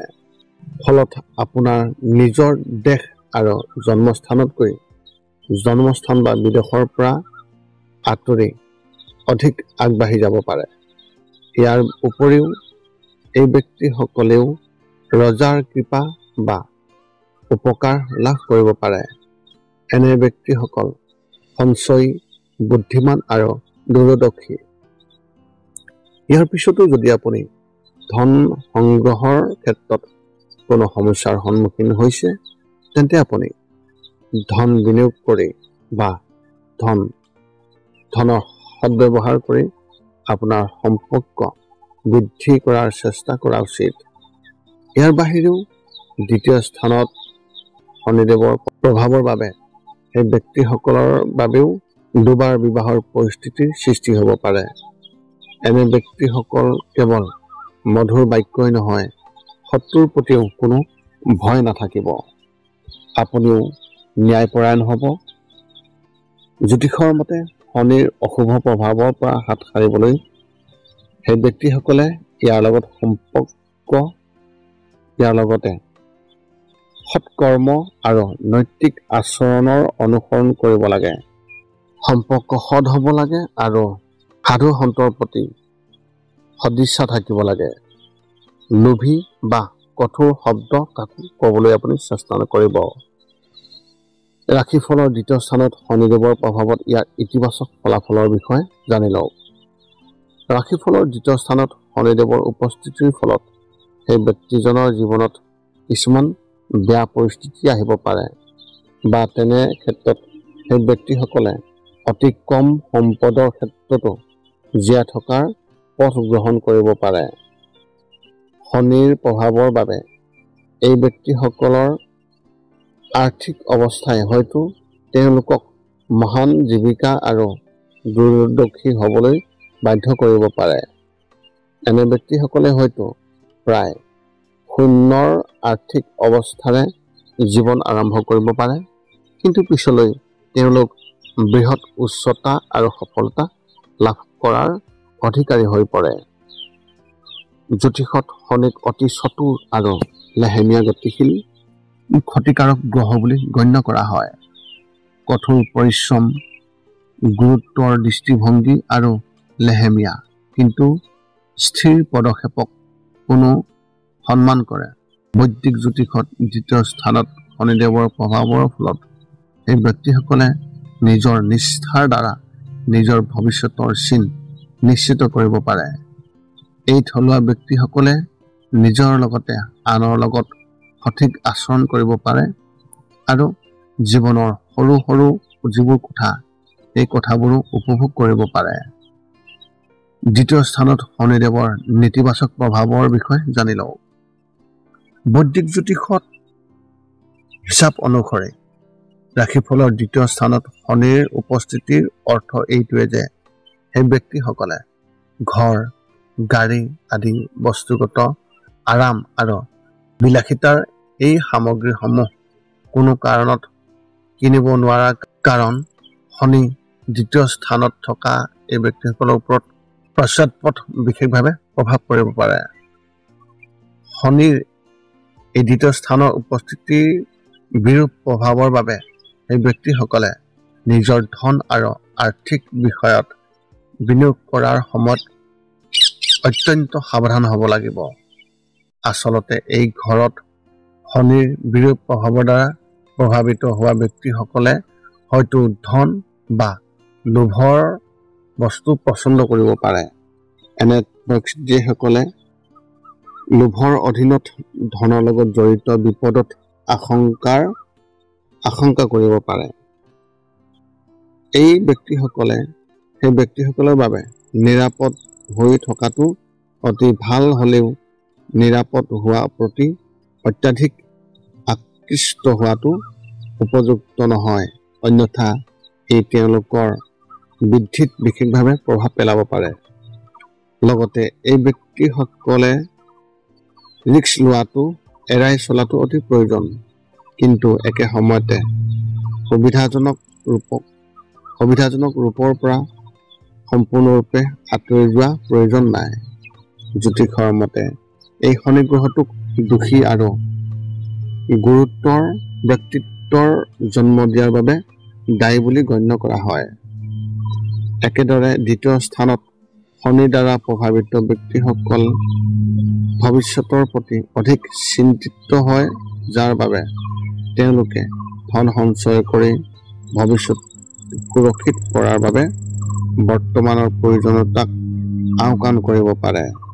ইয়াৰ বাহিৰেও যদি শনি গ্ৰহ দ্বিতীয় স্থানত অশুভ গ্ৰহৰ লগত থাকে বা যদিহে অশুভ হয়, তেন্তে এই পৰিস্থিতি আৰু অধিক কঠিন বুলি গণ্য কৰা হয়। এই সংমিশ্ৰণৰ পৰা উদ্ভৱ হোৱা সকলোবোৰ আৰ্থিক অভাৱনীয় হ'ব, কাৰণ আক্ৰান্ত ব্যক্তিয়ে সেইবোৰ বুজিবলৈ অসুবিধা পাব পাৰে। এনে ব্যক্তিসকলে নিজৰ নিৰ্ধাৰিত লক্ষ্যত উপনীত নহ'লে হতাশ অনুভৱ কৰিব পাৰে। আপোনাৰ লগ্ন তালিকাৰ দ্বিতীয় স্থানত ৰাহুদেৱৰ স্থিতিৰ ফলত আপোনালোকে জীৱনত কেনেধৰণৰ ফলাফল লাভ কৰিব? বৈদিক জ্যোতিষত দ্বিতীয় স্থানটোক বস্তুগত সম্পদৰ কাৰক হিচাপে বৰ্ণনা কৰা হৈছে। এই অনুভূতিয়ে এজন ব্যক্তিৰ লৌকিক আৰু কৰ্মবৰ্ধমান অৱস্থাৰ বিষয়ে বিশেষভাৱে বুজাবলৈ বিশেষ তথ্য দিয়া হয়। জ্যোতিষীসকলে এজন ব্যক্তিৰ ৰাশিফলত থকা এই দ্বিতীয় স্থানটো বা দ্বিতীয় ঘৰটোক ধনৰ বিশেষ স্থান দিয়া হয়। অৰ্থাৎ ইয়াৰ পৰা জনা যায় যে এজন ব্যক্তিৰ শাৰীৰিক সুখ আৰু সাংসাৰিক অৱস্থাৰ বিভিন্ন পৰ্যায়ৰ যি হিচাপ এই স্থানতেই কৰা হয়। ৰাহু এই গ্ৰহটো হৈছে এটা ছায়া গ্ৰহ, যিটো প্ৰকৃততে নাই। কেতু গ্ৰহৰ দৰে ৰাহুৰ এই নামক এক বিশেষ ভয়ংকৰ শংকা হৈছে ভ্ৰান্তি, বস্তুবাদ আৰু জীৱনৰ নেতিবাচক যি দিশ, সেই দিশৰ যি প্ৰতীক। লগ্ন তালিকাৰ দ্বিতীয় স্থানটোক ভাষণ বা আপোনাৰ মুখেৰে যি শব্দ বাহিৰ হয়, আপোনাৰ পৰিয়াল, ধন সম্পত্তি আৰু অন্যান্য বস্তুগত শাসকীয়তাৰ দায়িত্বত বিশেষভাৱে স্থান দিয়া হয়। ৰাহুদেৱ আপোনাৰ লগ্ন তালিকাৰ দ্বিতীয় স্থানত উপস্থিত থকাৰ ফলত আপোনাৰ বক্তৃতা বা আপোনাৰ মুখেৰে ওলোৱা যি শব্দ, সেয়া জঘন্য আৰু কঠোৰ কৰি তোলাৰ সম্ভাৱনা অত্যন্ত প্ৰবল। ৰাহুৱে আপোনালোকৰ দ্বিতীয় স্থানত থকাৰ ফলত আপোনাক আৰ্থিকভাৱে বান খোৱাৰ ক্ষেত্ৰত আৰু আপোনাৰ পৰিয়ালৰ সংযোগৰ সমস্যাৰ সৃষ্টি কৰিব পাৰে। এতিয়া আপোনালোকে জানি লওক যে ৰাহুদেৱৰ ইতিবাচক যি প্ৰভাৱ, সেই প্ৰভাৱৰ বিষয়ে আপুনি জানি লওক। আপুনি ধনী হোৱাৰ সম্ভাৱনা অত্যন্ত প্ৰবল। বাহিৰৰ জগতখনত জীৱনৰ সুখ আৰু বিলাসিতাৰ সহজ সুবিধা লাভ কৰায়। ৰাহুদেৱ দ্বিতীয় স্থানত থকাৰ ফলত আপোনাক ধন সম্পত্তি আৰু টকা পইচা বুদ্ধি আহৰণৰ বাবে সঁচাকৈয়ে কঠোৰ পৰিশ্ৰম কৰায়। ৰাহুৰ প্ৰভাৱ এনেকুৱা যে এই ধন সম্পত্তিবোৰ ইতিহাস, শিল্প আৰু শিল্পকৰ্ম আৰু লগতে বস্তুৰ প্ৰাচীন সংগ্ৰহৰ আকৰ্ষণৰ পৰা, যিবোৰ কেৱল বিৰল নহয়, ই অতি ব্যয়বহুল। নিজৰ পূৰ্বপুৰুষৰ প্ৰতি আনুগত্যৰ এক বৃহৎ জ্ঞান প্ৰদান কৰে। আপুনি নিজৰ ঐতিহ্যক লৈ গৌৰৱ কৰিব পাৰে। আপোনালোকৰ সামাজিক স্থান যি নহওক কিয়, দ্বিতীয় স্থানত ৰাহুদেৱৰ স্থিতিৰ ফলত আপোনাক নিজকে অতি সৌভাগ্যৱান শ্ৰেণীৰ সদস্য হিচাপে দেখুৱাব পাৰে। আপোনালোকক বুদ্ধিমান আৰু ধনী ব্যক্তিৰ সৈতে কথা বতৰা পাতিবলৈ পাৰে। কথা বতৰা পাতিবলৈ আপোনাক আগুৱাই নিব। তদুপৰি এই যি স্থান, এই স্থানত থকা ৰাহুদেৱৰ যি প্ৰভাৱে আপোনাক নতুন ভাষা সৃষ্টি কৰিবলৈ আপোনাক অতি শক্তিশালী কৰিব। তথাপিও আপোনালোকে অৱশেষত ইচ্ছাকৃতভাৱে পৰম্পৰাগত পৰিয়ালৰ আদৰ্শৰ পৰা হাত সাৰিবলৈ আৰম্ভ কৰিব পাৰে। আপোনালোকে হয়তো নিজৰ শহুৰেকৰ পৰা ধন সম্পত্তি লাভ কৰাটো আপোনাক ই যথেষ্ট সহায় কৰিব পাৰে। এতিয়া আপোনালোকে জানি লওক, ৰাহুদেৱৰ দ্বিতীয় স্থানত উপস্থিতি থকাৰ ফলত আপোনালোকে ইয়াৰ নেতিবাচক ফলাফল আপুনি কেনেধৰণে লাভ কৰিব। ৰাহু এটা পাপ গ্ৰহ, গতিকে ইয়াৰ উপস্থিতিয়ে দ্বিতীয় স্থানত উপস্থিত থাকি আপোনাৰ বৈশিষ্ট্যসমূহৰ ওপৰত বিশেষভাৱে ক্ষতিকাৰক প্ৰভাৱ পেলাব, যাৰ ফলত আপুনি ধন, পৰিয়াল আৰু অন্যান্য বস্তুৰ ক্ষেত্ৰত বিশেষভাৱে প্ৰতিকূল বিকাশৰ সন্মুখীন হ'বলগীয়া হ'ব পাৰে। আপোনালোকৰ যথেষ্ট অপচয় হ'ব, অৰ্থাৎ আপোনাৰ অপ্ৰয়োজনীয় সামগ্ৰীবোৰৰ বাবে সহজেই ধন খৰচ কৰাব পাৰে। ধন খৰচ কৰা হয়তো বিচাৰ বা ভাৰসাম্যৰ সৈতে কৰা নহ'ব পাৰে। আপোনালোকৰ আৰ্থিক অসুবিধাৰ ফলত আইনী প্ৰত্যাহ্বানৰ সন্মুখীন হ'ব পাৰে, কিন্তু আপোনালোকৰ অভদ্ৰতা আৰু ৰুদ্ৰতাৰ বাবে আপুনি বিশেষভাৱে মানুহৰ মাজত নিজকে প্ৰতিফলিত কৰিব নোৱাৰিবও পাৰে। আপোনালোকৰ বাবে বহু প্ৰতিদ্বন্দ্বী থাকিব, যাৰ ফলত হয়তো আপোনালোকৰ সমস্যাবোৰ আৰু বেয়া হ'ব পাৰে।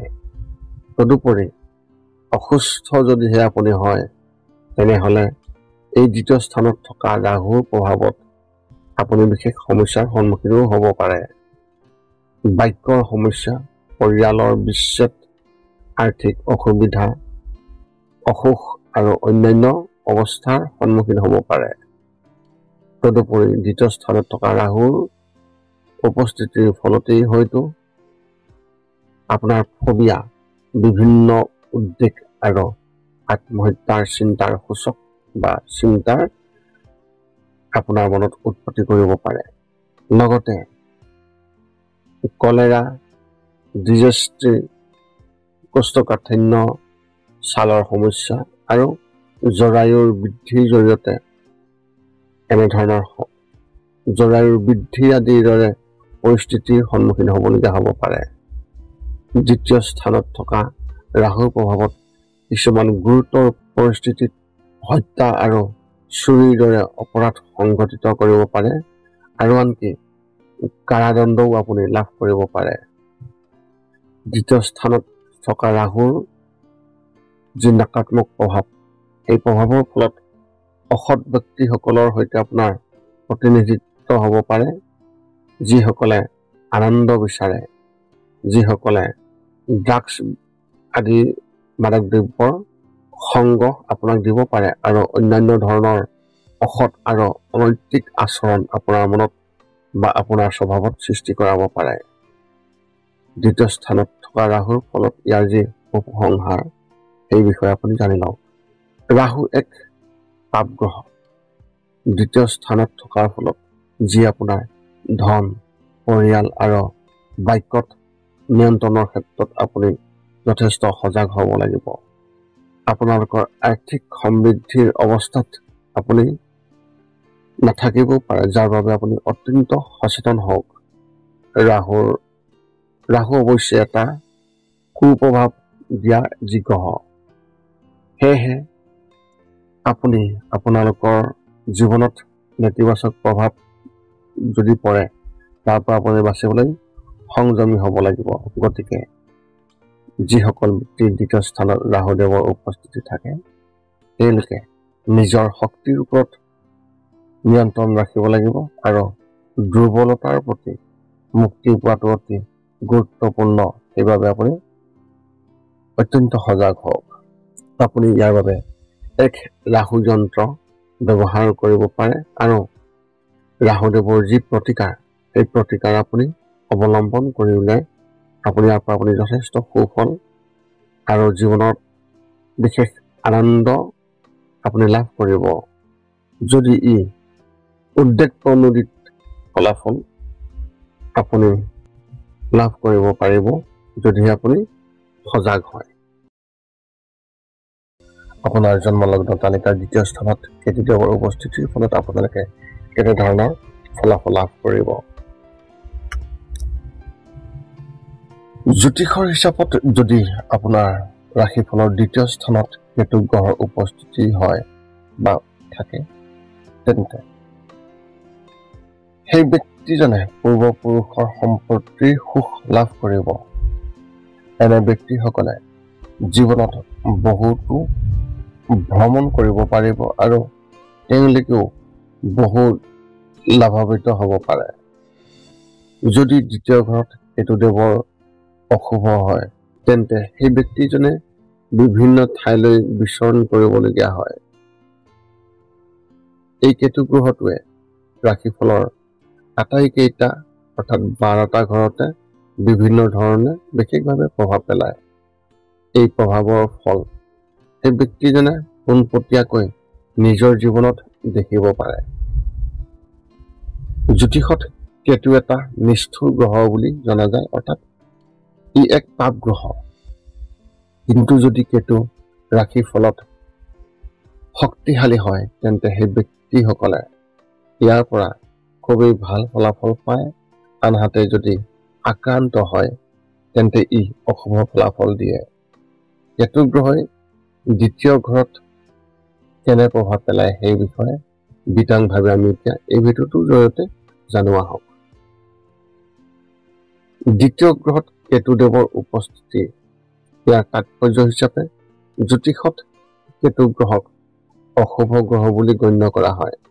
কিন্তু কেতুৰ বাবে সেই ব্যক্তিজনে সদায় বেয়া ফলাফল পোৱাটো ই কেতিয়াও সঁচা নহয়।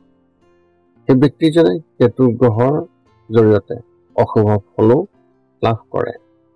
কেতু গ্ৰহ আধ্যাত্মিকতা, ত্যাগ, মোক্ষ আৰু তান্ত্ৰিক জ্ঞান আদিৰ দৰে এটা এটাকৈ লাভ কৰাৰ ই এক কাৰক। জ্যোতিষৰ মতে ৰাহু গ্ৰহ কোনো ৰাশিৰ মালিক নহয়, কিন্তু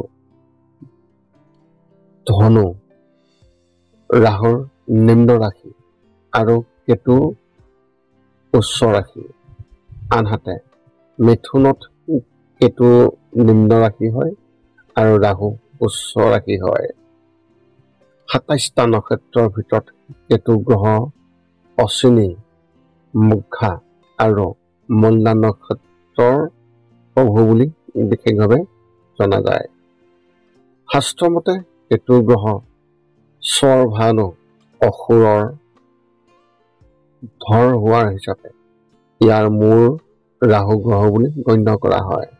ৰাশিফলৰ দ্বিতীয় ঘৰটোৱে এই ব্যক্তিসকলক, যিসকলৰ কেতুদেৱৰ উপস্থিত থাকে, এই আৰ্থিক সমৃদ্ধি যেনে নিজে উপাৰ্জন কৰা ধন বা পৰিয়ালৰ পৰা পোৱা ধনক বিশেষভাৱে প্ৰতিনিধিত্ব কৰে। এই তথ্যৰ জৰিয়তে পূৰ্বপুৰুষ,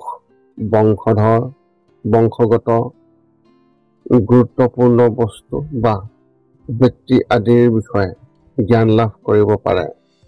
ৰাশিফলৰ দ্বিতীয় গৃহত ৰাশি হিচাপে বিষ ৰাশি বুলি ধৰা হয়। আনহাতে এই ঘৰৰ প্ৰভু শুক্ৰদেৱ বুলি কোৱা হয়। দ্বিতীয় ঘৰটোৱে ডাঙৰ ভাই ভনীৰ আৰাম, মাতৃৰ সৈতে তেওঁলোকৰ সম্পৰ্ক, বন্ধু বান্ধৱীৰ সুখ আৰু বন্ধু বান্ধৱীৰ প্ৰতি আপোনাৰ যি মনোভাৱ ইয়াক প্ৰতিনিধিত্ব কৰে। দ্বিতীয় স্থানত কেতুদেৱৰ উপস্থিতিৰ ফলত কেতু গ্ৰহৰ অৱস্থানে সেই ব্যক্তিসকলক সুন্দৰ হোৱাৰ গুণ বিশেষভাৱে প্ৰদান কৰে। কেতু গ্ৰহৰ শুভ ফলৰ প্ৰভাৱত এজন ব্যক্তিৰ সুখী আৰু সমৃদ্ধিশালী হয়। দ্বিতীয় ঘৰত কেতু উপস্থিতিৰ ফলত সেই ব্যক্তিসকলে অপৰিসীম সুখৰ লগতে আৰ্থিক লাভো লাভ কৰে। ইয়াৰ সমান্তৰালকৈ এনে ব্যক্তিসকলে বহু সময়ত মধুৰভাষীও হয়। জ্যোতিষৰ মতে বেছিভাগ ক্ষেত্ৰতে দ্বিতীয় স্থানত উপস্থিত থকা কেতু গ্ৰহই এই ব্যক্তিসকলক অশুভ ফলো দিয়ে বুলি ধৰা হয়। এনে ব্যক্তিসকলে কিছু পৰিমাণে উদ্বিগ্ন হ'ব পাৰে। বহু ক্ষেত্ৰত এনে ব্যক্তিসকলক কেতুৰ দ্বাৰা বিশেষভাৱে প্ৰভাৱিত যিসকল লোক, সেই ব্যক্তিসকল কিছু ভ্ৰান্তিকৰ অৱস্থাত থকা দেখিবলৈ পোৱা যায়। কেতিয়াবা আনকি তেওঁলোকে অনুভৱ কৰে যে ভাগ্যই তেওঁলোকক সমৰ্থন কৰা নাই। মনত সদায় দুখৰ সৃষ্টি হয় আৰু বহু কামত বাধাৰ সৃষ্টি হয়। বহু ক্ষেত্ৰত এনে ব্যক্তিসকল ধৰ্মীয় বিৰোধীও হৈ পৰে। এনে ব্যক্তিসকল যিমান পাৰে নিম্নমানৰ মানুহৰ সংগলৈ আহে। এই ব্যক্তিসকলৰ জ্ঞান লাভ কৰাৰ ক্ষেত্ৰত বহুতো সমস্যাৰ সৃষ্টি হয়। কেতুৰ অশুভ প্ৰভাৱৰ বাবে আপোনালোকৰ আৰ্থিক সমস্যাত অশান্তি পাব পাৰে। অপ্ৰয়োজনীয় ধন খৰচ হ'ব পাৰে। চৰকাৰ আৰু শাসকীয় দলৰ ভয়ৰ পৰিস্থিতিৰ সৃষ্টি হ'ব পাৰে। আপুনি পূৰ্বপুৰুষৰ সম্পত্তি উপভোগ কৰিব নোৱাৰিব, নহ'লে কিছু অসুবিধা হ'ব পাৰে। মুখৰ লগত জড়িত অসুখ এনেধৰণৰ সমস্যাই আপোনাক বিশেষভাৱে অসুবিধাৰ সৃষ্টি কৰিব পাৰে বা আপোনাৰ বাক্যত কিছু দুখ হ'ব পাৰে। এনে ব্যক্তিসকলে সন্মান আৰু আতিথ্যৰ প্ৰতি বিশেষ আগ্ৰহ প্ৰকাশ নকৰে। কেতুৰ প্ৰভাৱৰ বাবে এজন ব্যক্তিৰ কথা বতৰা বা কথোপকথনত মধুৰতাৰ অভাৱ হ'ব পাৰে। সংঘাতৰ পৰিস্থিতিত আপোনাৰ পৰিয়ালৰ বিশেষভাৱে সমস্যা হ'ব পাৰে। বন্ধু বান্ধৱীৰ বিৰোধিতা হ'ব পাৰে আৰু ব্যৱসায়তো আপুনি লোকচানৰ সন্মুখীন হ'ব পাৰে। গতিকে জ্যোতিষৰ পৰামৰ্শৰ মতে এইবোৰ কথা আপুনি মনত ৰখাটো অত্যন্ত প্ৰয়োজন আৰু ইয়াক পালন কৰাটো অতি প্ৰয়োজন। লগ্ন তালিকাৰ দ্বিতীয় স্থানত কেতুদেৱৰ উপস্থিতিৰ ফলত আপুনি কেনেধৰণৰ সাৱধানতা অৱলম্বন কৰিব লাগিব আপুনি জানি লওক। আপোনাৰ মাতৃক আপুনি অত্যন্ত যত্ন লওক। নিজৰ স্বাস্থ্য যত্ন লওক। নিচা আৰু নিচাজাতীয় সামগ্ৰীৰ পৰা আঁতৰি থাকক। আপুনি গুণী হৈ থাকিবলৈ চেষ্টা কৰক। শহুৰেকৰ লগত সম্পৰ্ক নষ্ট কৰিবলৈ আপুনি চেষ্টা নকৰিব বা আপুনি আপোনাৰ শহুৰক অপমান কৰিবলৈ চেষ্টা নকৰিব। আপুনি সমাধান হিচাপে কেইটামান নিয়ম পালন কৰিবলৈ চেষ্টা কৰক। আপুনি আপোনাৰ কপালত সদায় হালধি আৰু কেশৰৰ তিলক লগাবলৈ চেষ্টা কৰক। বৃহস্পতিবাৰ আৰু একাদশীত নিশ্চয়কৈ ব্ৰত পালন কৰিবলৈ চেষ্টা কৰক। আপুনি আপোনাৰ ঘৰত এটা কোলা কুকুৰ ৰাখক আৰু আপুনি কুকুৰক ৰুটি বা আহাৰ খুৱাবলৈ চেষ্টা কৰক। পাৰিলে ধৰ্মীয় ভ্ৰমণলৈ আপুনি যাবলৈ চেষ্টা কৰক। যিমান পাৰে সোনকালে মন্দিৰত ভক্তসকলক সেৱা কৰক বা ধৰ্মীয় অনুষ্ঠানত আপুনি ভক্তসকলক সেৱা কৰক। জ্যোতিষত কেতু গ্ৰহৰ নাম উল্লেখ কৰাৰ লগে লগে এজন ব্যক্তিৰ মনত ভয়ৰ অৱস্থাৰ সৃষ্টি হয়। হয়তো ইয়াৰ কাৰণ হ'ল কেতু গ্ৰহৰ যি গুণাগুণ, প্ৰকৃতি আৰু প্ৰভাৱ মানুহৰ মনত ভয়ংকৰ আশংকাৰ সৃষ্টি কৰিব পাৰে। কাৰণ কেতু তামসিক গুণ থকা এক গ্ৰহ। সেই কেতুৱে ব্যক্তিগত জীৱনত কিছু নিশ্চয়তা সৃষ্টি কৰিব পাৰে। কেতু বায়ু প্ৰকৃতিৰ গ্ৰহ বুলি গণ্য কৰা হয় আৰু ইয়াৰ অৱস্থান শ্মশান আৰু আপোনাৰ ঘৰৰ চুক। কিন্তু কেতু গ্ৰহৰ প্ৰভাৱৰ বাবে এজন ব্যক্তিয়ে কিছু সমস্যাৰ সন্মুখীন হ'বলগীয়া হ'ব পাৰে নিশ্চয়কৈ। এই আছিল আপোনাৰ জন্মলগ্ন তালিকাৰ দ্বিতীয় স্থানত কেতুদেৱৰ উপস্থিতিৰ ফলত আপোনালোকে কেনেধৰণৰ ফলাফল লাভ কৰিব তাৰেই তথ্য আপোনালোকক আংশিকভাৱে আগবঢ়োৱা হ'ল। যদি আপোনাৰ মনত এতিয়াও জ্যোতিষ সম্বন্ধীয় কিবা প্ৰশ্ন আছে তেন্তে আপুনি আমাক এই ভিডিঅ'ৰ তলত আপোনাৰ প্ৰশ্ন কমেণ্ট কৰি অৱগত কৰক আৰু আমি আপোনালোকৰ প্ৰশ্নৰ উত্তৰ দিবলৈ আমি সকলো সময়তে সাজু আছোঁ। যদি মোৰ ভিডিঅ'টো ভাল লাগিল তেন্তে লাইক শ্বেয়াৰ কমেণ্ট কৰি মোৰ চেনেলটো আপোনালোকে ছাবস্ক্ৰাইব কৰি থ'ব, যাতে আমি পুনৰ অন্য এটা ভিডিঅ'ত আপোনালোকৰ লগত সম্বন্ধ স্থাপন কৰিব পাৰোঁ। পুনৰ লগ পাম অন্য এটা ভিডিঅ'ত। আজিলৈ ধন্যবাদ।